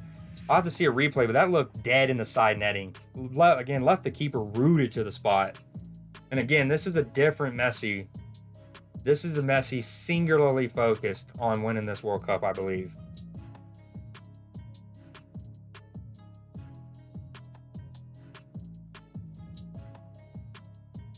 Dude. I mean, it's a foul. And even if the foul occurs right on the line, the paint of the 18, that's considered inside the 18. So it's a penalty, and he does catch his ankle, but it's one of those where there's not much to it. Bull balls. Dude, as much as I like Croatia going, because I don't want to call them a Cinderella story. I mean, they're fucking reigning runners up. But Oh, I like how that Argentinian woman covered her baby's ears. Right, like right when he goes to kick it, she gets ready, and then when everyone fucking erupts, she covers the ears. Dude, get the fuck out of his face, Emi Martinez. He has been like that. If you watch him play for his club, he plays for Aston Villa in the Premier League, or maybe West Ham. Aston Villa. They have the same color palette. It's hard. He's a fucking cockbag too, there, dude. He'll be losing 4-0, and he won't have any made notable saves, and then he'll make one dope save, and then he'll like fucking eye the guy who took the shot. I mean, I do like the, like, you know, especially in that moment, he doesn't, like, he's not going to want the Dutch players to be able to potentially bullshit the ref into potentially conceding a penalty. And it's a great claim by Emi Martinez. I mean, he comes out confidently, goes and dominates the ball. But, like, yeah, dude, it's just a little cockbag suck United, you know? A little suck. Just a little suck. Man, dude, I feel for the Dutch. They haven't really done anything, though. They have not created anything. And when they've tried, like when they've kind of had good sequences, their touches have let them down, or they've chosen the wrong option on a corner. Just cuckbag.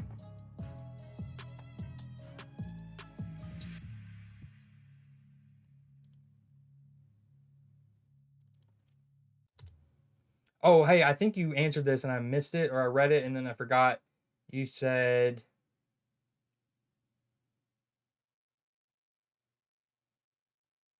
Oh, you work this weekend? All throughout the weekend? So, like, both Sunday morning games and Sunday morning games you'll miss? They do. And I just don't think Louis van Gaal, the manager, has adjusted enough. I called this on stream. Oh, that's a great ball. That's a great ball, and that could also be a penalty. But it's one of those where I think the referee is thinking that the Dutch player had every opportunity, if he wanted to stay on his feet there, despite the coming together. Now, should that matter? That's for debate. But it's one of those where I wonder if he's like, you could have stayed up. You wanted to just get the free penalty, and I'm not going to reward that. But that shouldn't matter, even if he did, and there's collision, there's a dude. It's fucking suck. Damn, the little 12-hour Johnson, big beefy boy.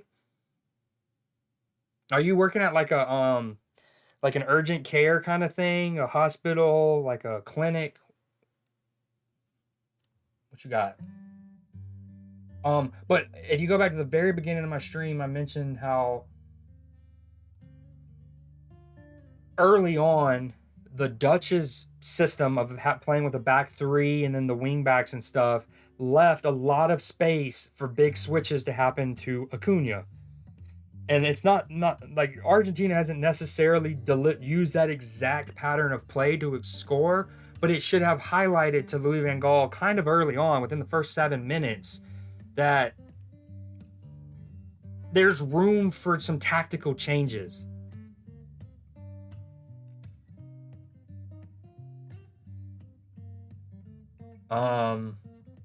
Every shift 12 hours. Johnson City brats, dude. Those are beefy boys.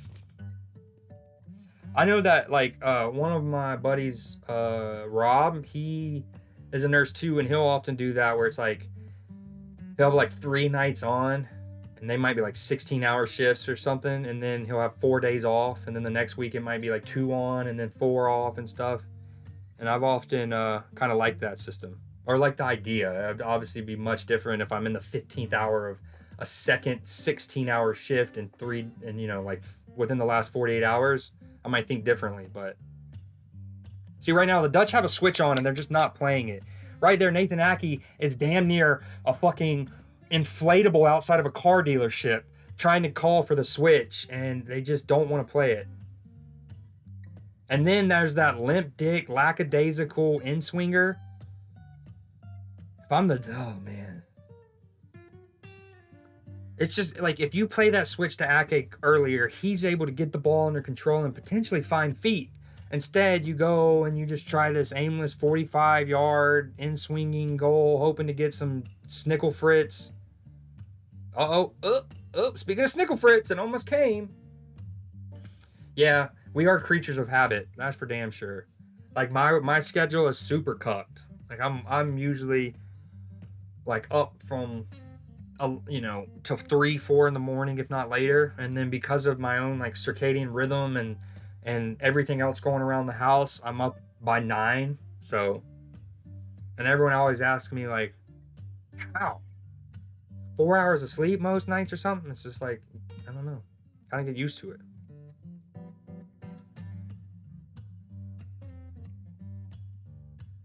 I love that shot. That's a great shot for that goal kick before Emi Martinez took it, of how often the game, even though it's this massive pitch and there's 22 players and all these complicated formations and positions, a lot of times the game is just played within 20 yards.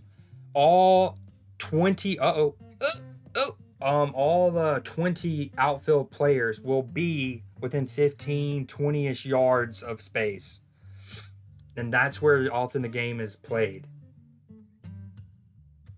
Or I should say, success can be found if you know how to utilize that. Win second balls, move people out of positions, that kind of stuff.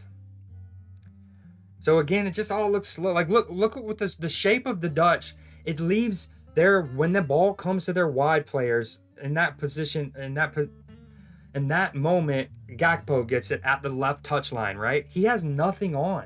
There is no one in front of him giving him a run down the channel to potentially play a ball to then play off of. There is no one really coming short to him from the front. Yes, that Luke de Jong has pinned his center half and he's asking for the ball at feet, but he's going to get it 35 meters from goal, well wide of it. Gakpo would have to play a really incisive pass. There's just nothing. There's no combinations being allowed. And you got to give some credit to Argentina, but in that situation, that's formation. You have an isolated wingback who has a striker who's not going to run the channel. He's not coming short. There's a lack of midfielders because of your shape. There's no one there to potentially play 1-2s, and the ball had just gotten moved to you, so you don't really want to go straight back to the center back who just played you, Yeah, they need to, like Neymar did, but it's really hard. And the thing with Neymar, he flipped the switch, but how does he flip the switch? He has players to play off of. He can play into Rodrigo's feet, who then lays it off to him. Immediately picks that ball up, and then he plays it into Paquetas. There was nothing there for poor Gakpo. Yeah, you're ahead of me. Wait like 30 seconds if a goal happens. Or if you have that cool DVR, just pause it for give yourself like 2 farts worth of time and then unpause it. But, in swinging. Oh, let's fucking go, baby. For the neutral, this is awesome. It makes it much spicier into this game. Let's fucking go. And then B, I have to see it again, but I feel like Emi Martinez should have definitely done better. It's a good header. Was that Luke de Jong? I can't tell. No, I don't think so. It's a good header into the ground. Those are always the hardest, is when it's hit into the ground and you're having to save it off of the hop. You're like tracking it, watching it bounce, and then having to swipe accordingly, like you're on Tinder. All right, that's bad. But yeah, anyways, he maybe could have done better. It's great movement, good ball. They actually sent in a ball that beats the first man. Oh, Messi no feel good. Messi rib no feel good. What fucking happened? Oh, he did leave a bow in. Was that Vergverst? I mean, not enough to fucking be on the ground. It's like Messi's hand was here, and he elbowed like Messi's bicep left titty, and then Messi held his ribs like he just got his kidney ruptured.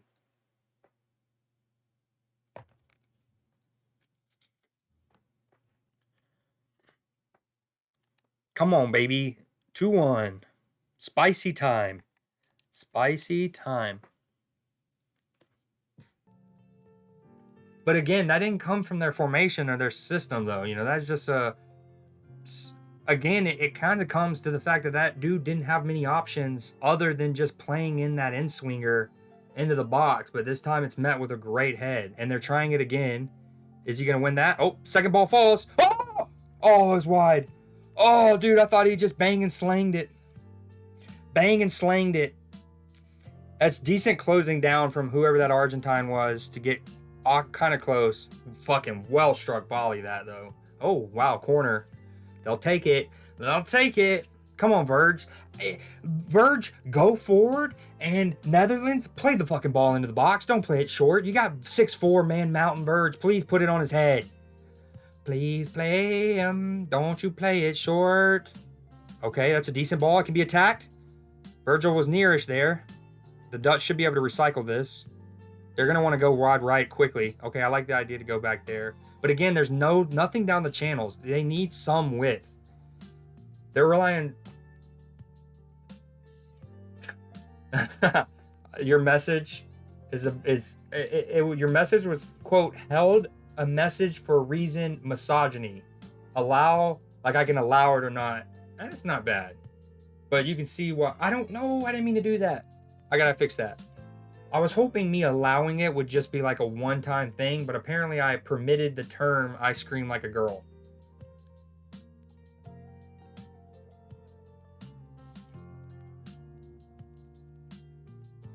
Because you can argue, you know,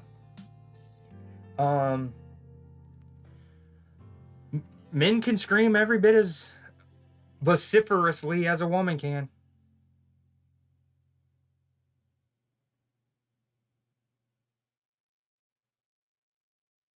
I know I get scared as fuck when I play some of these. Like during Halloween, I played a bunch of scary games. I beat 3 of them. And, dude, there were some moments where I was fucking spooked. I was spooked. I wanted to, like, play the game through my fingers. And one of the best scares I've had this year was watching the movie Nope. I don't know if you've seen it. If you haven't, you must. And his other movies, Get Out, Us, and Nope are all so fire. But there's a scene in Nope where it's in a barn. That's all I'll say. And dog, creep. Oh, that was a terrible ball by Frankie de Jong. Right to the Argentine. He's going to try to go and salvage it. Nope. Oh, Messi loses the ball. Don't call that. Dude, that's Messi's reputation again, man. Motherfucker. Messi's touch is bad. He doesn't deserve to be bailed out for that. Now, of course, you can have a bad touch and then brilliant like footwork to salvage it, but he doesn't. I mean, let me see it again, but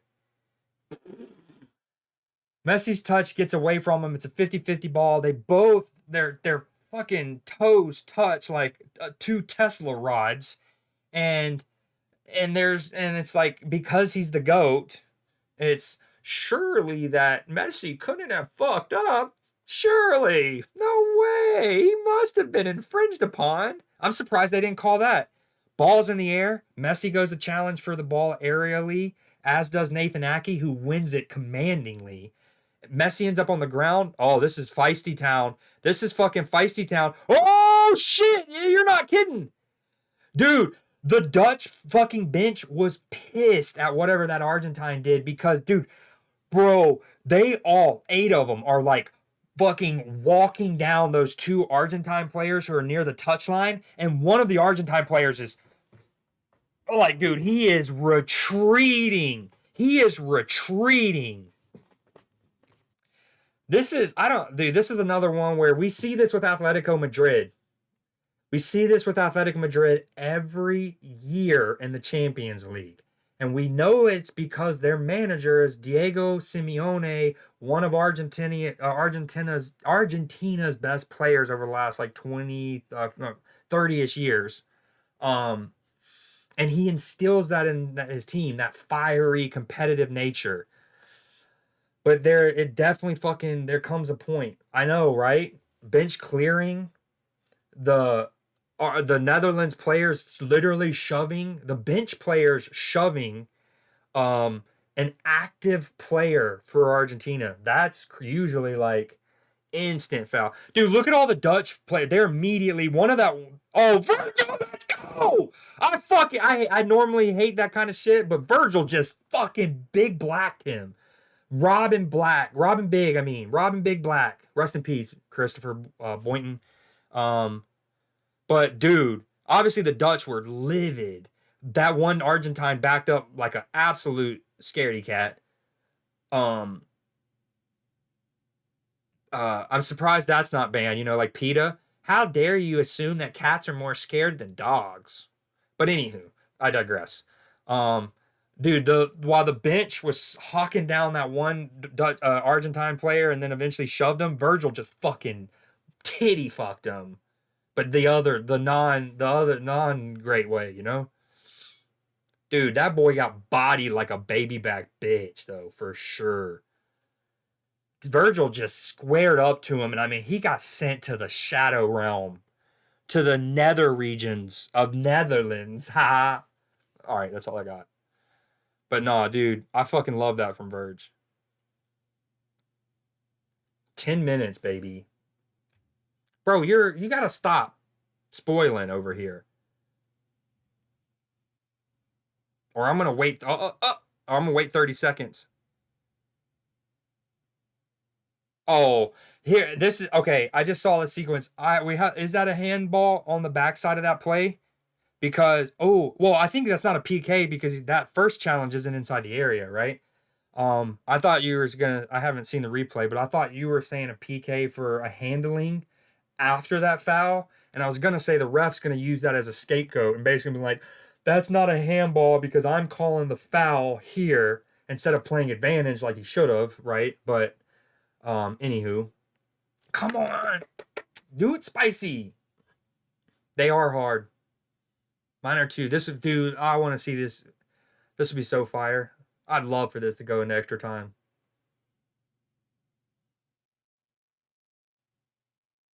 If it does, well, even if it doesn't, I want to show you Verge. He took a penalty for us about 9 months, like 8 months ago. And it's one of the coldest penalties you will ever fucking see. The goalkeeper literally he cheats to one side. He literally cheats to one side. Virgil still hit it to that side. Flawlessly upper 90. Unsavable. And then he gives the coldest stare to the keeper as he wills off. Like he jogs away. Fucking coldest penalty. All right, free kick.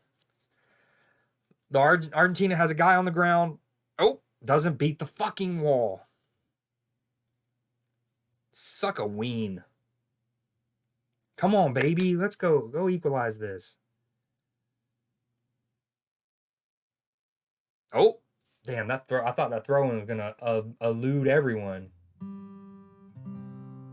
Yo, AB really came in here, said like 2 things, and then bounced, huh? What is this fucking children's song I got going on? Right.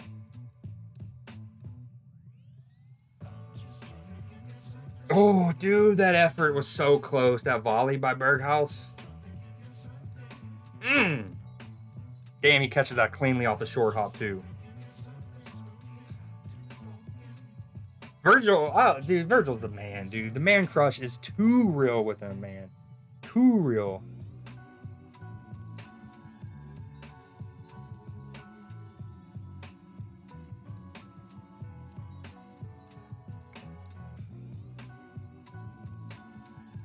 We want some mo. We want some mo.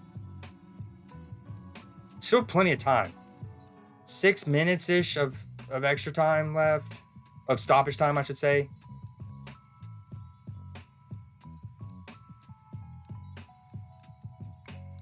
I just feel like the Dutch, they waited too late in the game to really try to like actually go at it.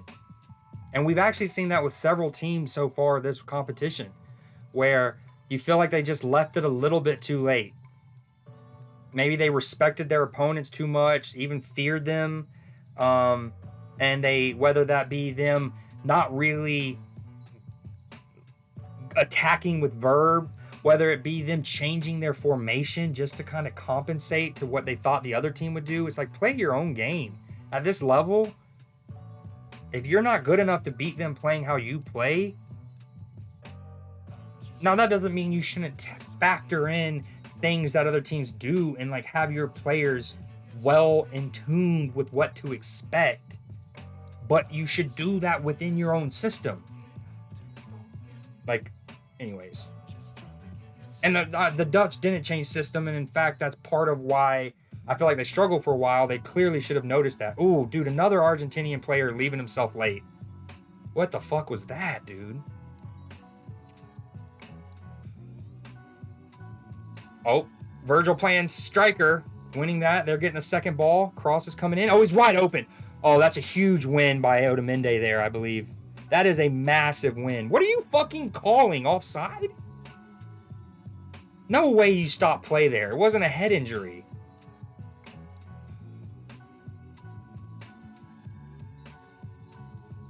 Huge win that from fucking Otamendi, who's not had the best 4 or 5 years in his professional career. Really, ever since his latter years at Man City and then moving clubs, just, you know, I know Liverpool had our field day with him when we played them in the Champions League. We attacked him relentlessly, dude. But that is a massive win on that aerial duel. Like, fucking huge. Yeah, they do. They still have some time. They'll probably get 3-4 more attacks. Maybe a chance to get 1 or 2 more chances. But, again, I feel like they just left it too late, man. Essentially waited till they were down 2.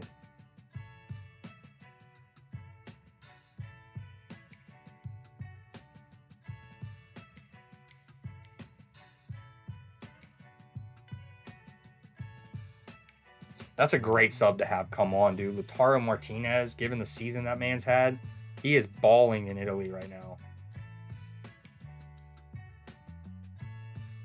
Argentina's just going to lump it long. Oh, that's a terrible header. You see what they were trying to do. Lump it long to Luke de Jong, and then him try to win that header, and they'll pick up the second ball and attack. But my man's just clunky junked it. Damn, that Dutch fan let his feelings be known.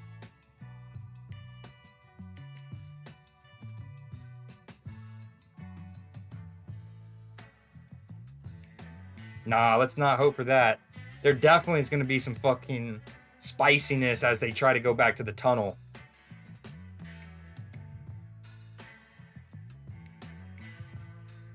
Speaking of that, college football needs to rein in these storming of the fields, right? Like, it's cool in a vacuum, especially if like your university pulls off a major upset and the fans and the students and stuff can storm the field.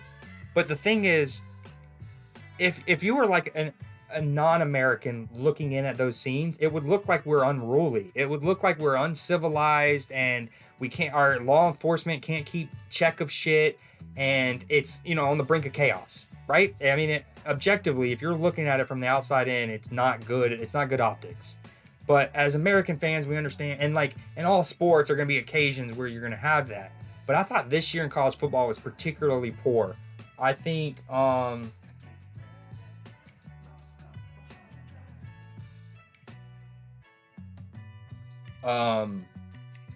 but you know, like, for example, like, so Tennessee beating Alabama was worthy in the sense that they haven't beaten Alabama forever. They haven't been elite like that in that point of a season in forever, and a huge deal.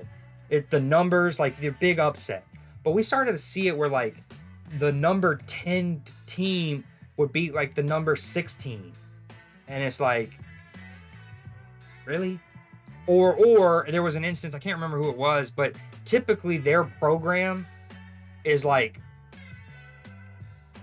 it's basically like their program is typically better than the team they beat, but because of this year they were unranked, and the team that they were beat were like 16th. But it's like, and then they stormed the field just because on paper it was a ranked upset.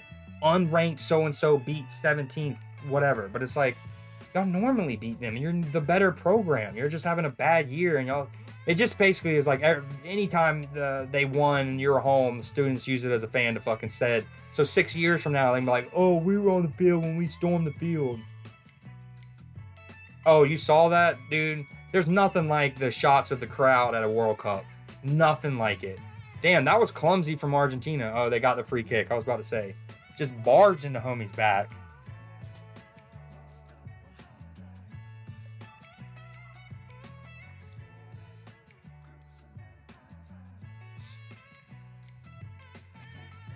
I'm not looking forward to the Sam's trip I gotta make here. I know first world problems, but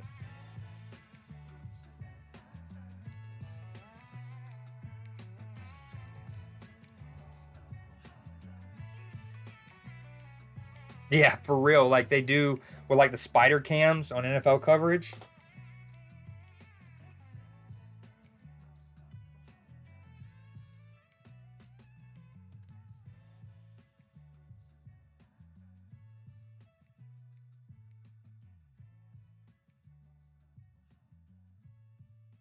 All right, we're in that last minute. This is huge.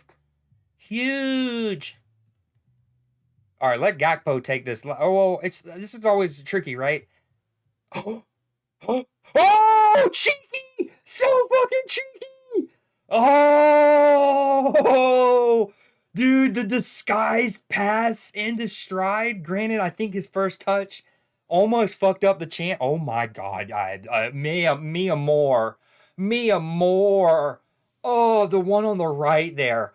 Oh, I'm so sorry that your team just conceded, but oh, dude, his touch almost fucked up the chance, bro. What a fucking, but he salvaged it. Fucking got on the end, a little toe poke passed. Let's fucking go, baby. What I was gonna say though is prior to the free kick being taken, it's always tricky, right? So the Dutch had a free kick about 5 minutes ago, right? And it was hit aimless, hit straight into the wall, right? And it comes back out. And the two players who look most like they want, most like they wanted to take it was Gakpo and Berghaus, right? Berghaus takes it left-footed straight into the wall. Gakpo's pissed.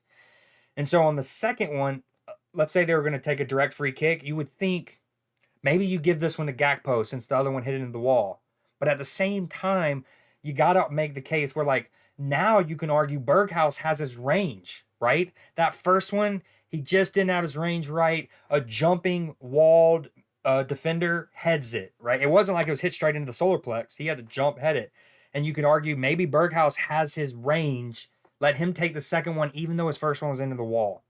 That's what I was going to talk about, but it didn't matter because he brilliantly shapes himself like he's going to take it. Literally, he sells it so well. We're almost up to the point of contact. He is shaped like he's going to take a direct free kick there. And then that disguise pass into his stride. And you know that's a training ground routine shit. You know they worked on that. That should be a free kick for Argentina if this ball stays. Oh, that's good footwork there. Too bad it was all for naught after the pass. Dude, what a game. Oh, bro, did you see that from the Argentina manager? Keep in mind, he's got to get sent off for that. Keep in mind, he's the youngest manager at the World Cup for any team.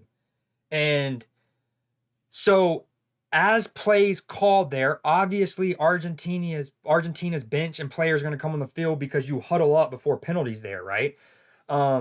But there were some Dutch players from still playing who were migrating across vertically the field to get to their side. And some of the Argentine players walked and, you knew that they were saying some chippy shit. And of all the people, well, I guess it makes sense since he's the youngest manager, but the Argentine manager goes and fucking chest bumps one of the Dutch players. Dude, Verghust comes on as a sub. Verghust. Club Banda Sex. He comes on as a sub and scores both, dude. Spicy time. Is he the one who come on from Bergwijn? Verghust. Wout Verghust. Verghust? Ask your mom how you pronounce that. Two, indeed. Indeed. Granted, I would say, like, two great, like, we got the excitement at the end. But both games lacked a lot of intensity for the first half for sure. Dude, this Verizon commercial, good God. And I think that this game kind of was a little lackadaisical for the first like 70-ish minutes, 80-ish minutes. It took Argentina scoring their second before Netherlands even fucking tried, it seemed like.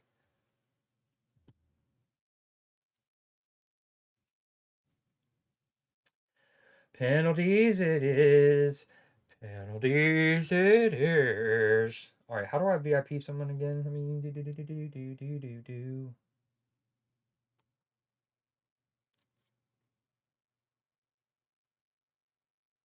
Dude, that first Messi's through ball fucking into stride there is so clean. So clean for the first goal. So clean. Wait, was my mic muted? Fuck. Damn, my mic is muted. Messi's through ball for that first goal, it's so clean, dude. So perfectly weighted.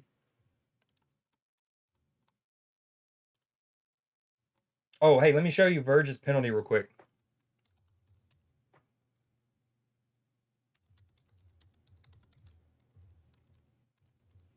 I can't type right now. I'm nervous.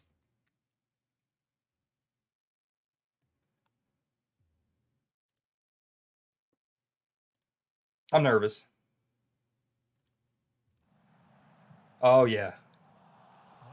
Another ball for Luis Diaz, who's broken the lines and is in on goal and is denied by Mendy.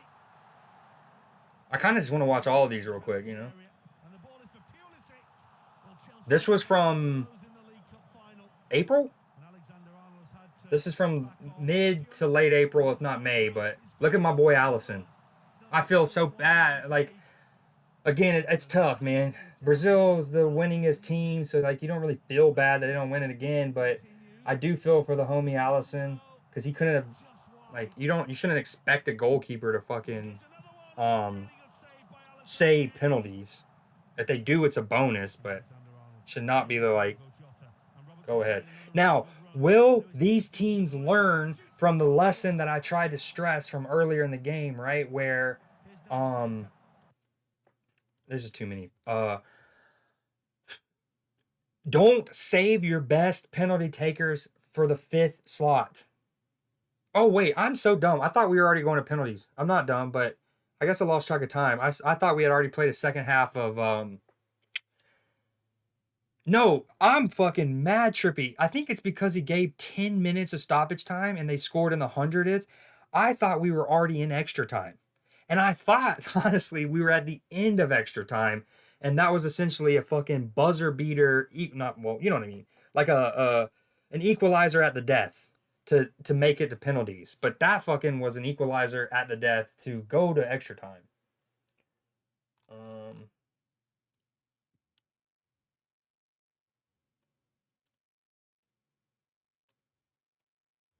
All right, I'll be quick here. Raheem Sterling. This isn't it. No, this is the penalty in a preseason game. No one gives a fuck about that. Oh my God. Why is it so hard to find? It's not like he's taken many penalties against fucking Chelsea. Now, if there is anyone in that Chelsea side with great technique striking a ball, it's him. Mount.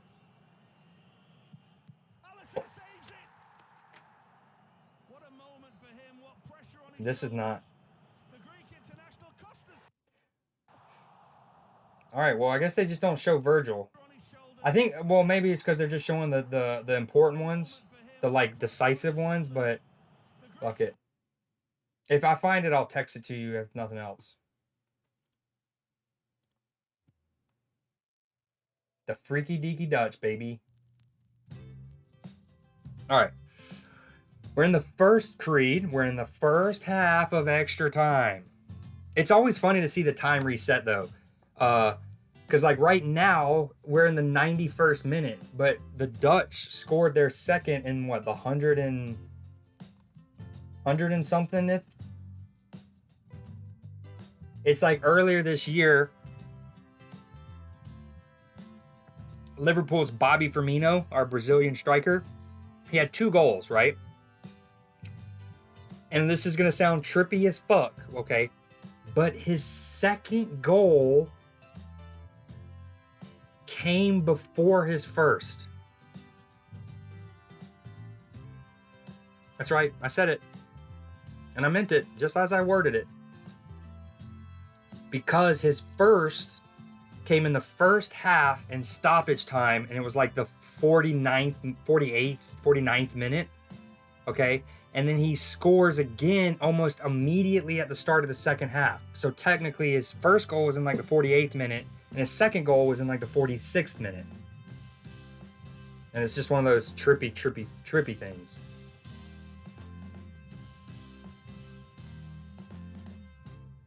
I figured you got it, just in case there's any lurkers out there who are like, what? Second? Second's two. Two comes after one. This is a funky little bass line. How much do you hear it? Any?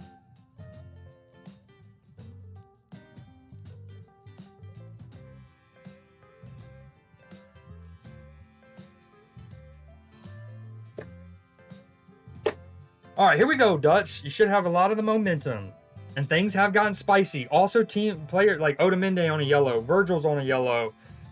There's been 11 yellow cards handed out in this proceeding. Which means whoever wins, it's going to be interesting to see who they still have eligible for the next match. And I thought the World Cup had changed this like the Champions League did. But so the Champions League smartly changed your when cards got reset. Okay, so it used to be where like when I first got into the sport, like say we're in 2007, 2008, 2009, if a player could essentially miss the final, be ruled ineligible because of yellow card accumulation. How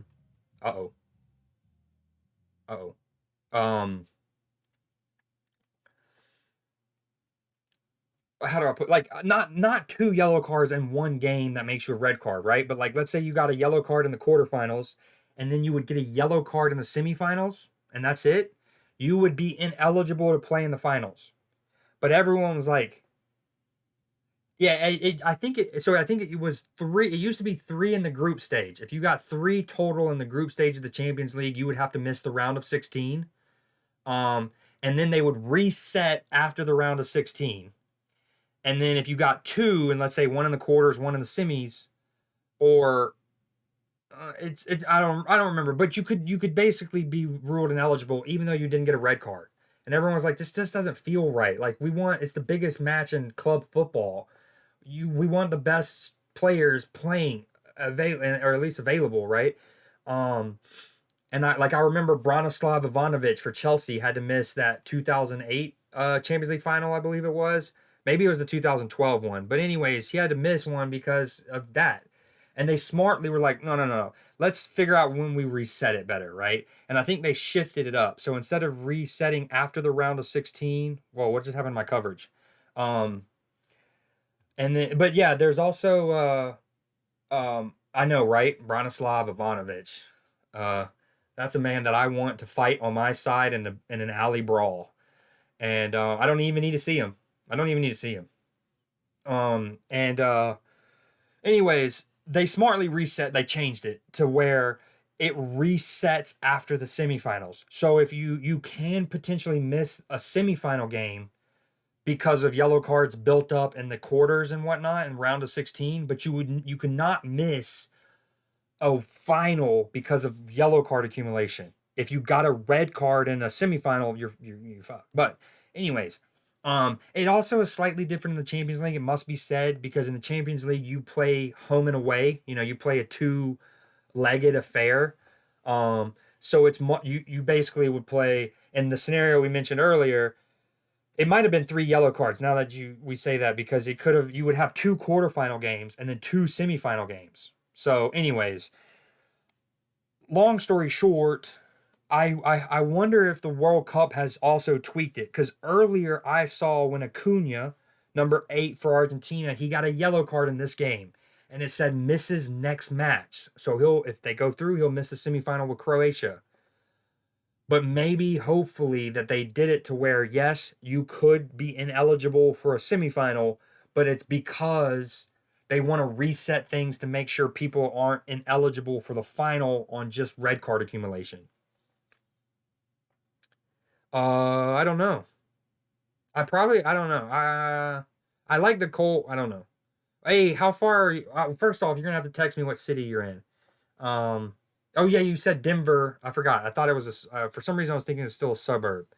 But like, where could we go snowboarding at? Vel? What's closest? Vel? Breckenridge?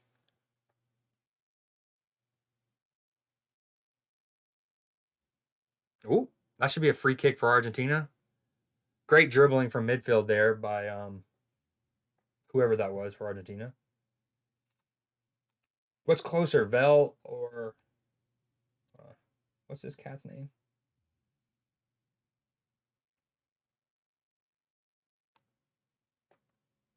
It might have been Enzo.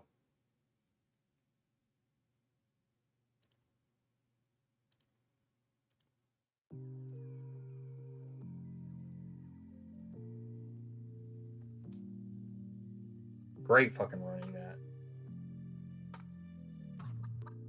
Brass, Loveland, a Basin. I mean, how often do you go now that you're living out west?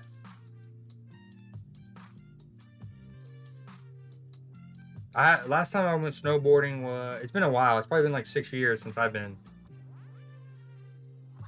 It's partly always scared me the thought of fucking snowboarding in out west in the Rockies, dude, and those slopes and backcountry. Oh, that's a great ball into the channel, and it's good running by Luke de Jong.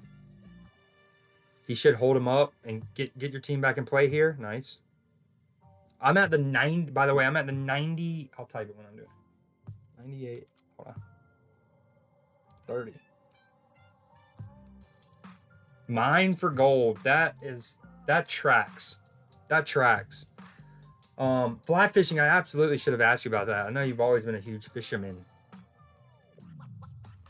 I'm guessing could you fly fish really in Kansas, or is it much better in the creeks and stuff out there? And what do you get? It's rainbow trout?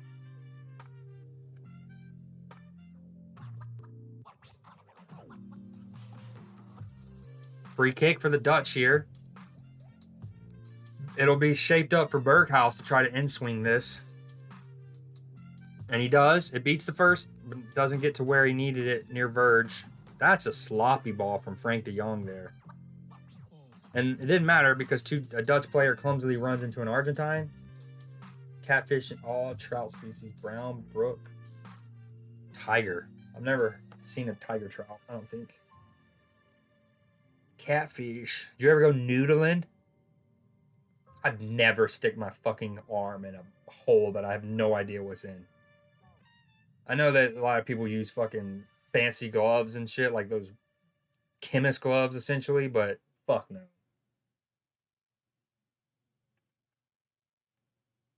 Come on, switch play.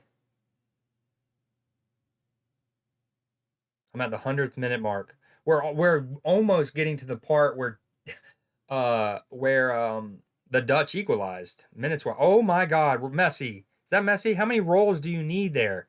Those are the ones where it is hard to defend. Even as a diehard footy fan, it is so hard to defend the ones where it's fucking. They travel 20 yards rolling. And it's like, if you're really fucking hurt, I just don't think that rolling that far is good for your body, right? Like, no matter what injury, whether it's an ankle, whether it's fucking concussion, any injury, rolling that far cannot be good for your body. And it's sure as hell when it have, like, if you're in real pain, there's no way that lightens the pain. It's purely theatrics, that shit. That is ridiculous.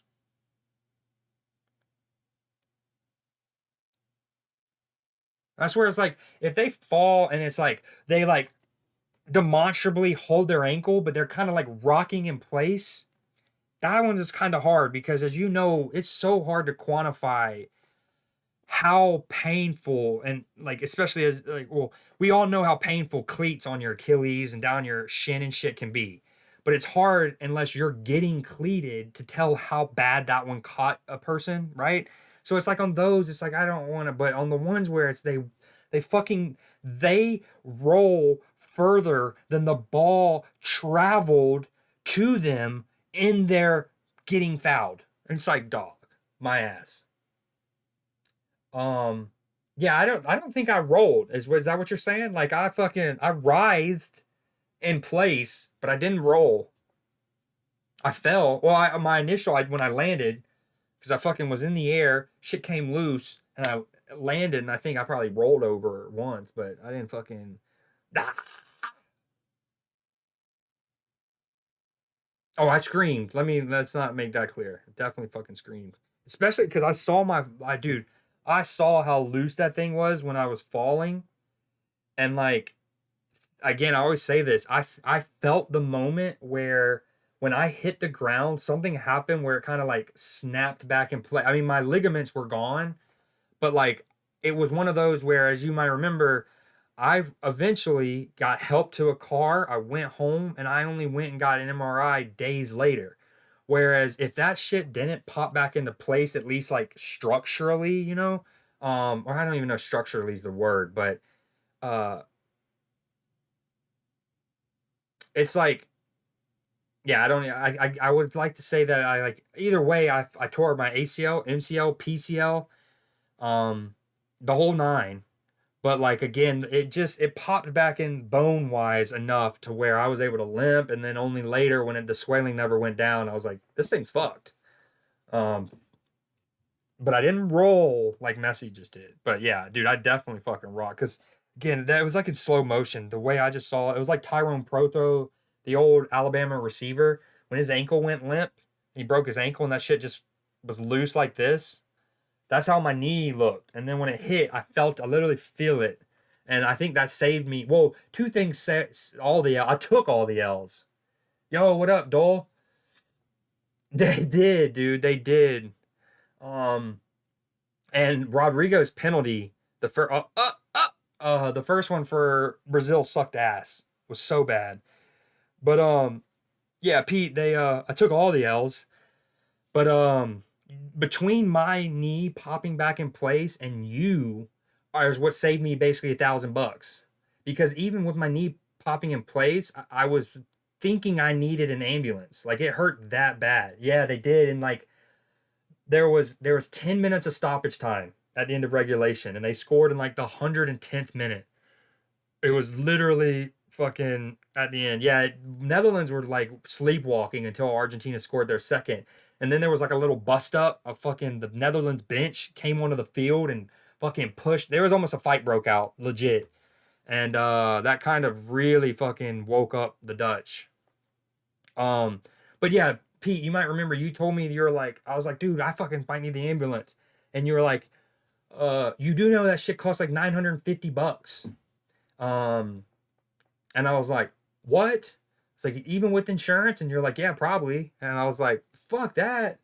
And then, so anyways, I never forget that, dude. It was like, you were like, dude, I don't know how you even would have known that. You weren't a nurse yet or anything like that or a combat medic, but you knew it. And and everyone I've talked to since, when I tell them that story, they're like, some people even go, at least $950. Well, thanks, Margaret. Yeah, appreciate that. Yeah, so uh exactly. It saved me. Well, it didn't, you know what I mean? It didn't save me, but it saved my family a G, because I was gonna get that shit called. Um and my you might remember my parents were out of town too. They were in like Vegas or some shit. So I waited a couple days, swelling never went down, had elephantitis leg, and then I went when they came back, I think. Maybe. I don't know. My grandma might have had to take me, but yeah, dude, that shit was nuts. The only reason I fucking went so hard to retrieve that, I don't know how much you remember of it, but essentially the ball was going out of play, out of touch, um, on like the touch line on the sides. and I tried to go and retrieve it, and I tried to go and I basically put my studs on the ball, and I tried to turn, and like I remember it vividly. Chandler Swain, oops, sorry, full name. But yeah, Chandler has he was nearish enough to me where I felt pressured, where I felt like I needed to in one motion stop the ball before it went out and to turn so I was facing back the field of play. And yeah, it was definitely Patriots Park in the very last field, which made the whole fucking limp back to Matt's car all the shittier. But but yeah, I tried to stop on the ball and turn all in one motion so I could like keep it in play and then immediately turn and face field before Chandler could like tackle it off me. And I'll never forget my cleat, my stud got kind of stuck in the groove of the ball. So as my top half knee up turned, the bottom wouldn't. And I fucking and it just that again, that slow motion fall. I was like, this shit's wobbling. That's not good. And then I fucking hit the ground and it all hit me at once. I think Laura, she was a couple years younger than us. She played soccer for our high school. Someone went and got me ice too from Patriots Park. That shit was important. Oh, but what I was gonna say is I was balling that day. I finally got into a groove.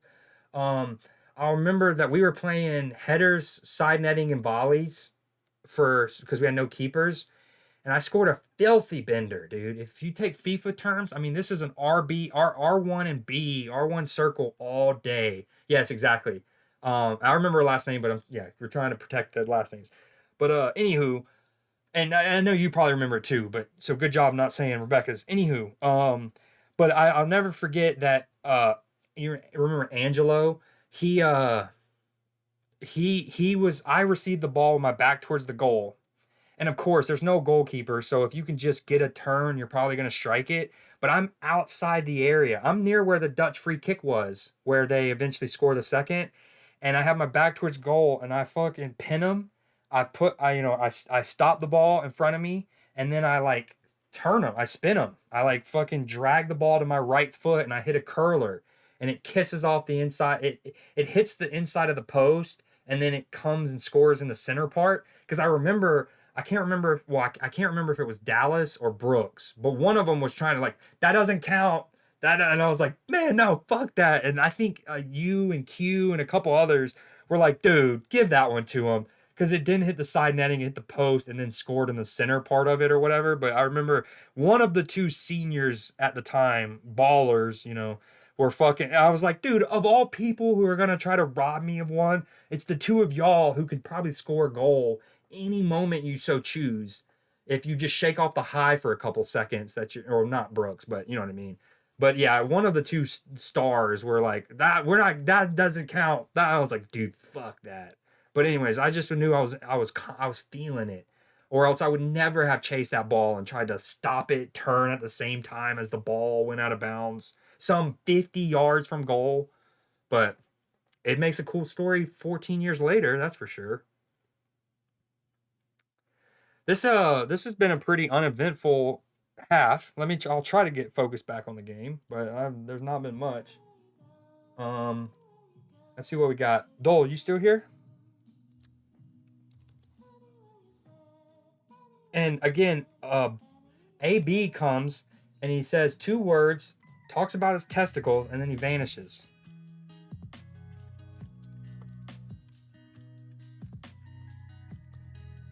Oh, whatever happened to playing COD the other day, by the way?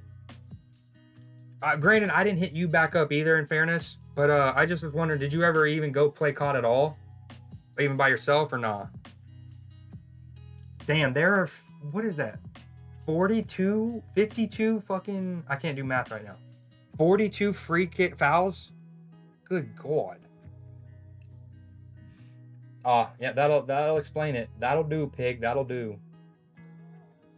42 fouls, bro. 11 free yellows.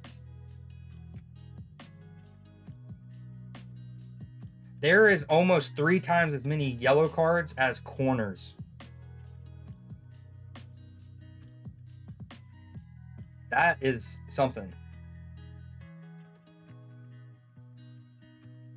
All right, let's see what we got here. Argentina with a corner. No. throw in near the Dutch corner flag. See, Messi is fouled there, absolutely. Dude, he's just still so quick with it, dude. Up here and down low.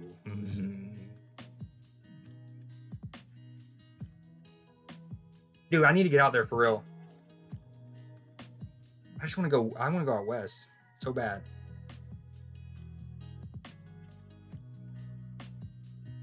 Who do you oh, when you were in here the other day, it took me a while until after you left the stream. But the whole time I kept envisioning that you and your girl lived together. So you would keep saying things about in regards to like Call of Duty, like, oh, when I get back to my place, or when I get back to my whatever, and I'm like, what? And then later it was like, oh, he probably doesn't live with his girl. So is that true? Y'all don't live together currently? This is this a different girlfriend than the one you had for a while in Kansas and whatnot? Okay, because I think that was part of it too, where I was like, there ain't no way he's still dating the same girl. Moved from Kansas to Colorado, and then y'all decide to get I'm gonna get in my own apartment this time, babe. Okay, sure, that's fine with me, babe. I don't want to see your ass, no way. You know what I'm saying? Gotcha. That now it's all coming back to me. Dude, that and the fly fishing and mining gold sometimes comments are like as Peter as they get. In all the best ways. I'm pinning that comment temporarily. It doesn't stay on there forever, but that was 4 girlfriends ago. Keep up with it. Dog. Names in the little black book.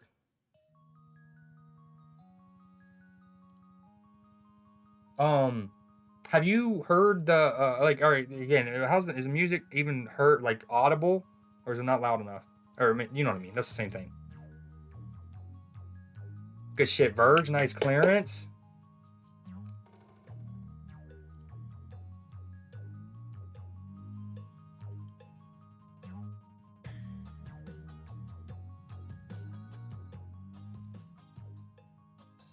That better?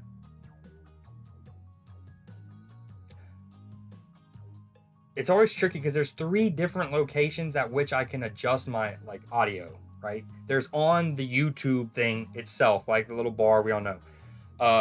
There's in a program that I use to I definitely think we'll have to see that again. I think that what's his name, Gakpo, is maybe making the most of this, but it definitely looked like a yellow card worthy offense regardless.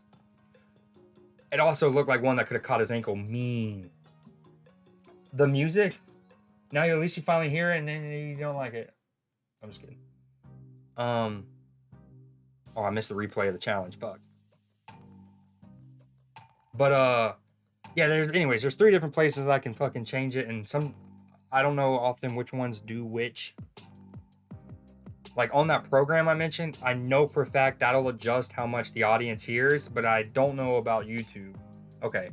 Hold on, I'm just gonna try this. So I'm only gonna adjust the audio on YouTube. In a couple of seconds, does it sound like it ramps up? Oh, almost a Dutch chance there. Extra time. Like, did that ramp it up further? Okay. So it does it some. That's good to know. Okay, yeah, dude. I wonder how much stoppage time this extra time is gonna get. Another 8 bomb or so.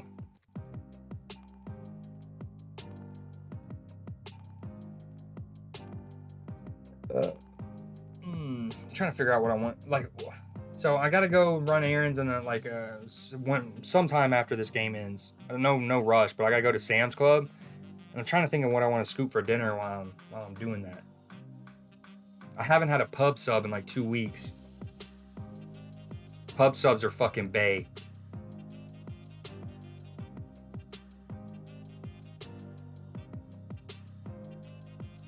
Oh shit, you're in front of me. Careful. It's scary. It's spooky. Don't want to read. Holy fuck. like a sub from Publix. You go to the deli. Oh, that's a good ball in behind. He got a runner. Oh, well tracked that from. Is that still Daily Blend? Man, he's old. He's really putting in. No, that's not him. Oh. Ooh. Lautaro Martinez's shot misses at the near post. Probably should do better with that, but there are bodies between him and there. I think Virgil takes it off the nip. Oh yeah, right off the. That's what a good defender does. Yeah, like a sub from Publix, the deli. Dude, they're so good. They're my favorite subs. Hell, they might be my I agree with that. They might be my single favorite, like, food that you can get. I don't want to call it fast food, but it's not counting sit-down restaurants. Like a quicker-ish establishment. It's the my favorite food item is a pub sub. But I don't remember getting them ever. I don't know if they have one. Well, I'll look that up. But I know, like, I didn't start really falling in love with them until I was in college. I don't remember if they didn't really do them as much when we were in high school, or that's just like when you're in high school, you're not really fucking trying to go get subs that often. And if so, you would just go to Subway. But anywho, they're fucking fire. Oh, did that go in? Oh man, that would have been so unlucky for the Dutch. Shot goes in, deflection, almost fucking lobs the keeper. Ooh, Zaxby sounds fire. What's King Supers? Sounds like a fucking type of porno. All right, Argentina with a free kick, yeah, or a corner. Gosh. Oh, good win, but it goes back to Argentina, who are gonna reset it back to the left. Di Maria sends it in. His cross is blocked. It'll be another corner down Argentina's left. Dude, Zaxby's might fucking hit. That might be it. Do you remember the time that you visited me at Georgia and oh dude, Argentina's asking all the questions right now. It's all Argentina. And the next morning we couldn't find your keys, and eventually I found them, and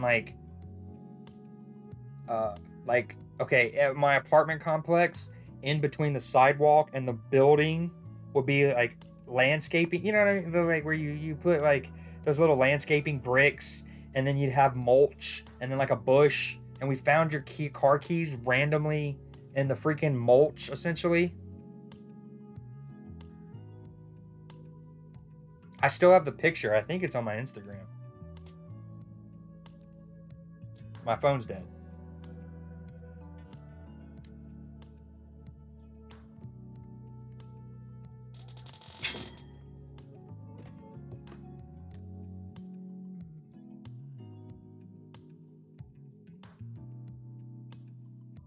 Okay, see, the Dutch have the ball. They should be able to run with it. Dude, just lackadaisical at times from so many different players. Granted, it is super hard to be too critical on some of these players when you consider that, earlier we were talking about your work shifts for 12 hours and stuff, and we're creatures of habit. Is that when we hung? Yes. Yes, it was. But we talked about we're creatures of habit and shit. That they, how do I put this? Okay. So professional athletes are absolutely creatures of habit, especially nowadays, where the physios monitor them year round, right? They have diets and like nutritionists year round, and everything is like on these cycles, and they might bulge, and then they, you know what I mean? It's deep, and it's down to the fucking week sometimes with these athletes. So to randomly have a World Cup in the winter, when their bodies have gotten used to their typical, like, we play big international football in the summer, you might get 3 weeks when you get done with your club.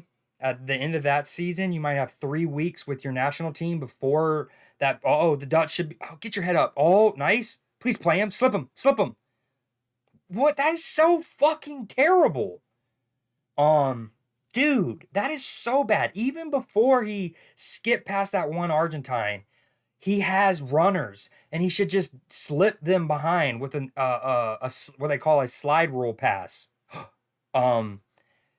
But then definitely after he skips past the one Argentine and he's running at the back line, he has 2 runners that he could pick, and he tries that cross, dude. Shit, that has been some of the decision making for the Dutch all evening.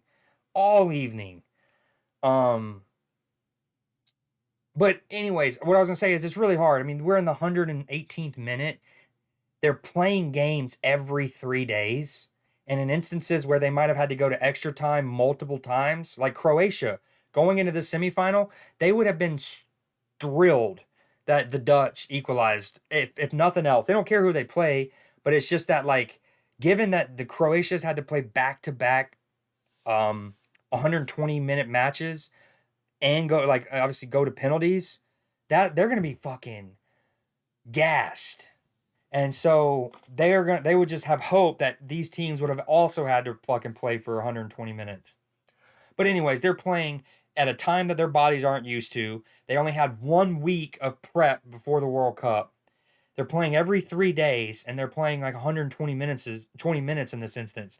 So like sometimes it's like really hard to be too critical for me. I need to, like, you know, you can understand why they might get some of the weight of their passes wrong. Now, I'm not defending what just happened with Berghaus because I think he just made the wrong decision, and he's not a starter. Oh, good fucking effort. Rattles off the post. Yeah, Argentina is, again, asking all the questions. Couple good sequences. Great fucking take that.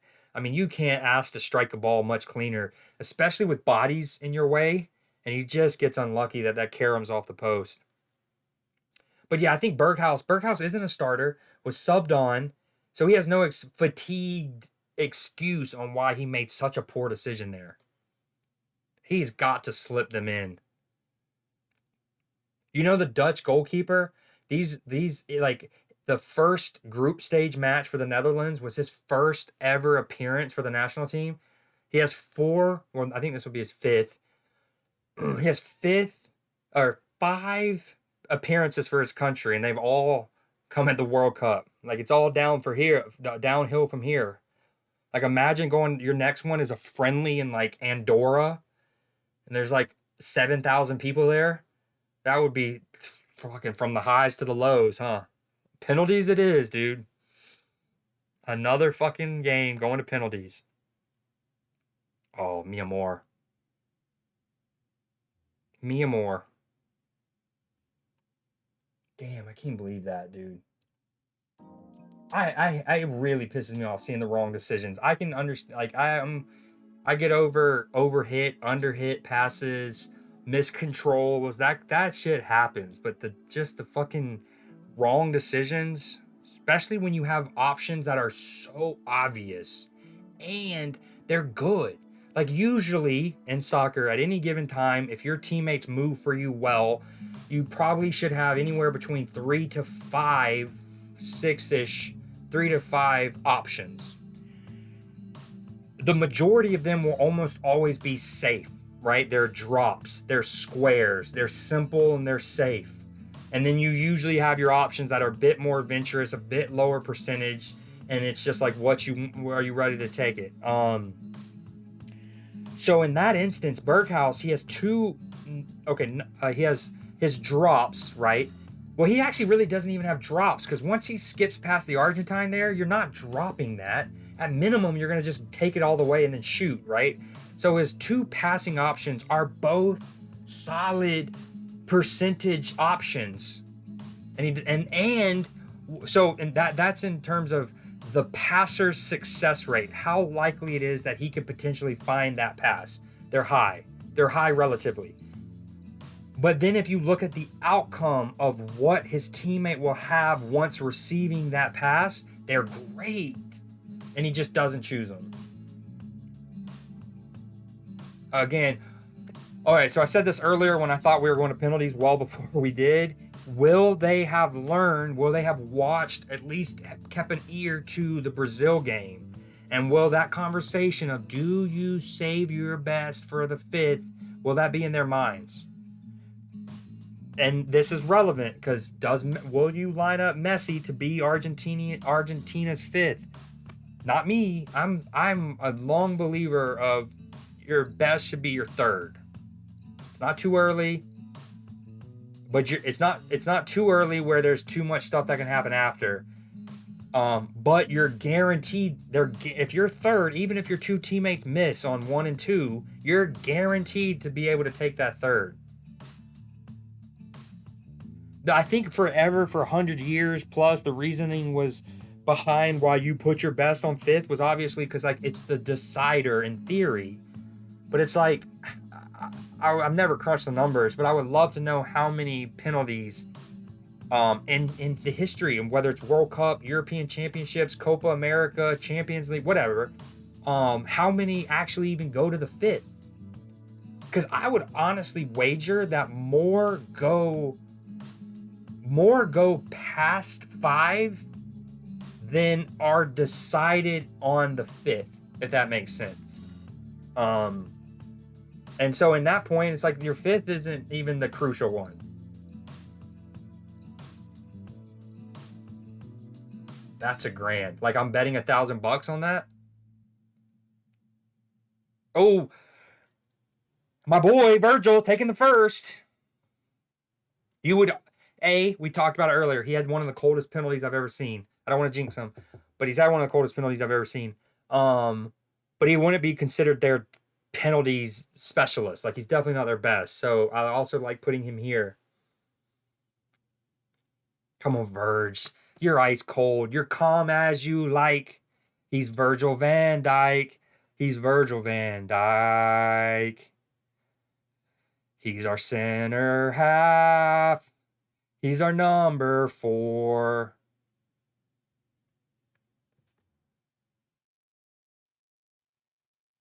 That's a good save. That's a good save. If you compare that to Rodrigo's penalty for Brazil, it's much. It still suffers from what Rodrigo's has suffered from. It's a comfortable height for the goalkeeper, but it's further wide. Oh, Messi's dude.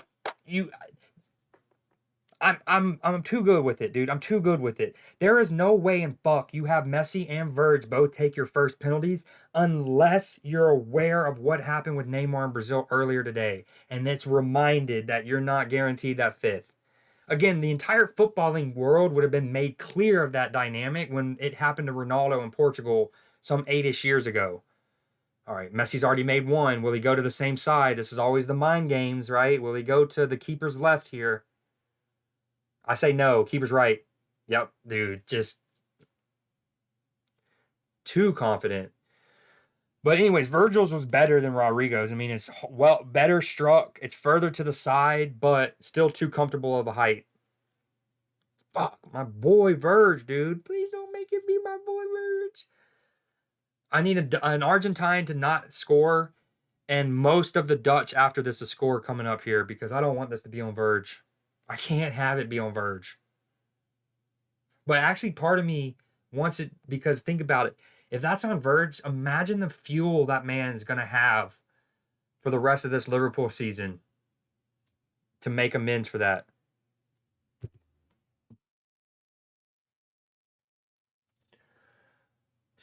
Berghaus sucks ass.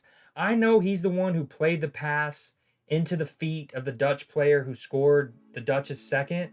I'm aware.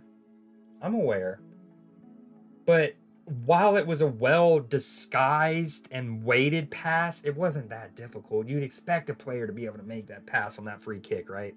But that's a good penalty. First off, that's a great stop. Again, comfortable height, but it's even further to the side, full stretch, needs a strong hand. Not terrible, but Berghaus suck, dude. Again, if you go back to the 116th minute, he's fucking attacking down the Dutch's right. They're essentially on a 3-on-2, and he just limp dicks it straight to the keeper. Come on, goalkeeper. Wow, that's expertly taken. Could you? I don't have the volume because I don't want to get... That's another thing that's copyright thing. But, dude, that is a fucking phenomenal penalty, that. Unsavable, even. This will do it. Not mathematically, but if Dutch fell to score here,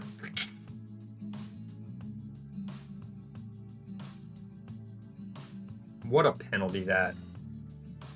I love those, dude. When you hear the net rattle, it's like a Swiss in basketball. They're both so satisfying.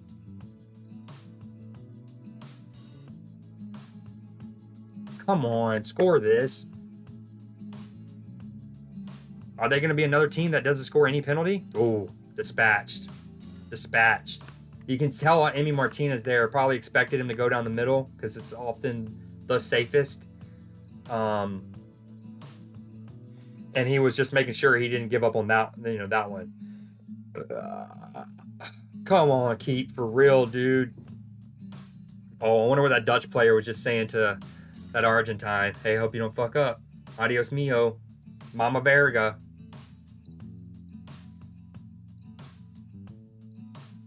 Come on, save one. Make it spicy. Make it spicy.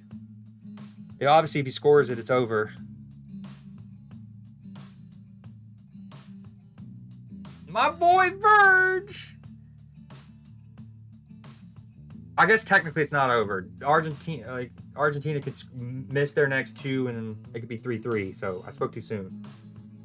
Oh man, dude. I also want to look up next time I get really into the thick of work. I'm gonna see. I'm not gonna go back too far. Maybe at least to 2006 when I started watching football religiously. But how many times does a team lose a penalty shootout when they don't score their first?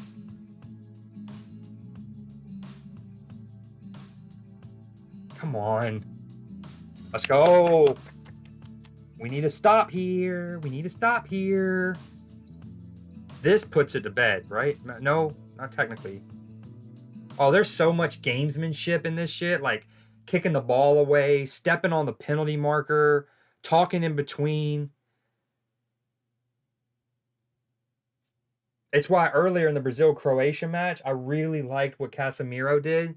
So Casemiro, Brazilian player, buries his penalty. He gets the ball. He's walking it back.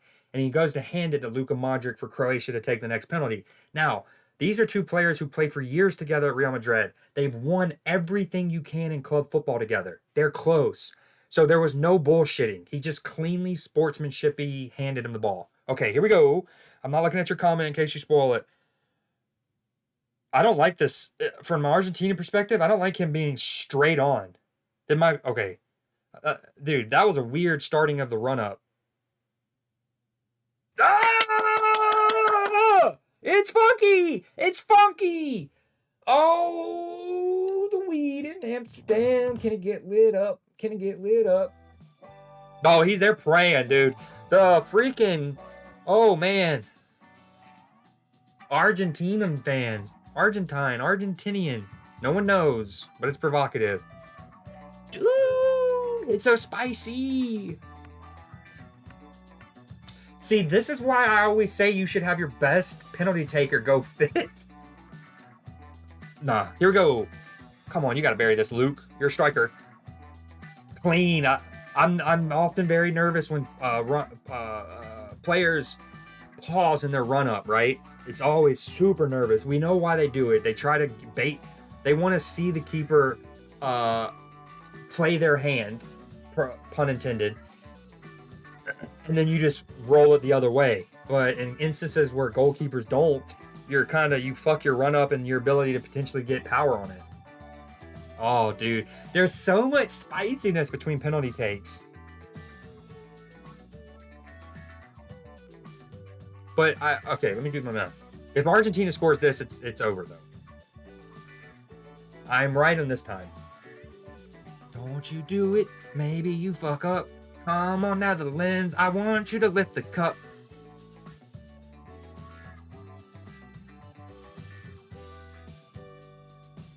Come on. Come on. Come on. Miss it. Save it. Miss it. Save it. Miss it. Game. Damn. They fucking made it spicy, though. My boy Verge, though, dude. I knew I would jinx him when I said he'd taken the coldest penalty. No, you know what I think it is? I think if I could have successfully shown you the replay of it, I wouldn't have jinxed it. But because I didn't get a chance to show it, now it's only existing in my sphere, and I couldn't like verify that with someone else, so there was just too much juju on it. You know what I mean? Thanks, bud. Are you hopping out immediately or what? You got? Let me try to find this pin real quick before you go. Damn, dude, I wanted the Dutch to do it. I mean, part of me wants Messi to finally get his World Cup and cement himself as the greatest player of all time. But I really want the Dutch to win. They're the best footballing nation to have never won it. They're so good, typically. My boy Virgil. All right, love you too, man. I'll text you the pin. I mean, it's the coldest thing you'll see. Damn. GG's. Later, man. Yeah, I'll text you.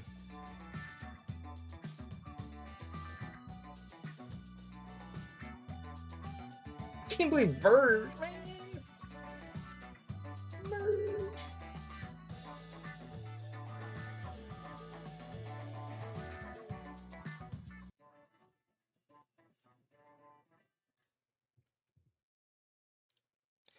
In fairness to everything, all things, the Dutch left themselves too late. They left them too much to do too late. It took for the Argentine second goal before they truly felt like they were like actually fucking going at it. It took 2 near fights for the game to even kind of get some intensity. And then again, it could be a fatigue thing, whatever. But then you fast forward to Emi Martinez saving 2. Then you fast forward to the second half of extra time, and they just looked lethargic, to say the least.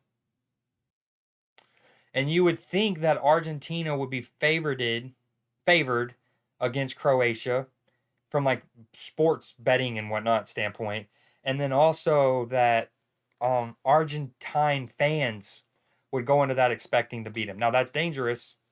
They shouldn't, but they would like to. They would look at this as like we have a great chance to make it to another World Cup final and try to get redemption on them losing the World Cup final in 2014.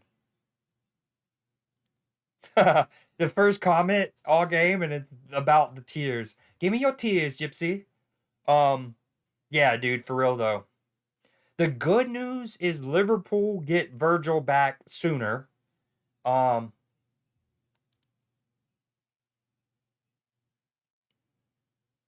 Dude, I'm every bit as entertaining as My Hero Academia, man. Every bit. No, I'm just kidding.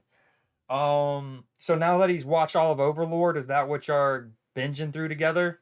And is this your first time through My Hero, or would this be rewatching for you in a lot of instances? Ooh, what's going on there?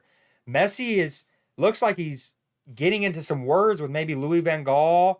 There's a Dutch people all up in Messi's face. Or it could be the opposite. Obviously, body language is tough to read. This could be them showing respect. That could be partly them going over to Messi and being like, you go win this now. You go win this. This is yours to win. Go cement yourself as the greatest player of all time. This is your moment. Go and do this. That's what I'd like to think. Yes to what? It's your first time through?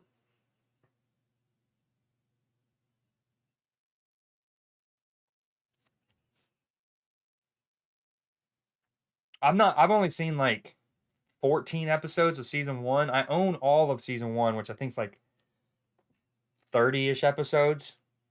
But yeah. It's cool. I like how it's kind of like a it's like a X Mansion, X-Men, X Academy meets Hogwarts with superpower. Like, obviously they call them what, quirks. But I love that concept. It's kind of like Hogwarts meets X-Men.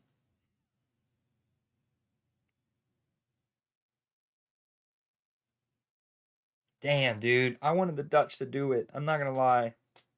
I went into it completely neutral, but after some of the shit that Argentina was doing, like the way they left themselves in on that daily blend, the Argentinian coach fucking chest bumping, I think, Luke de Jong at the end of regulation. That shit was just classless, dude. Classless. I need to run an errands real quick. I gotta go to make a Sam's Club run. But I also want to play some Uncharted 3 so bad. So bad. All right, we'll end it here.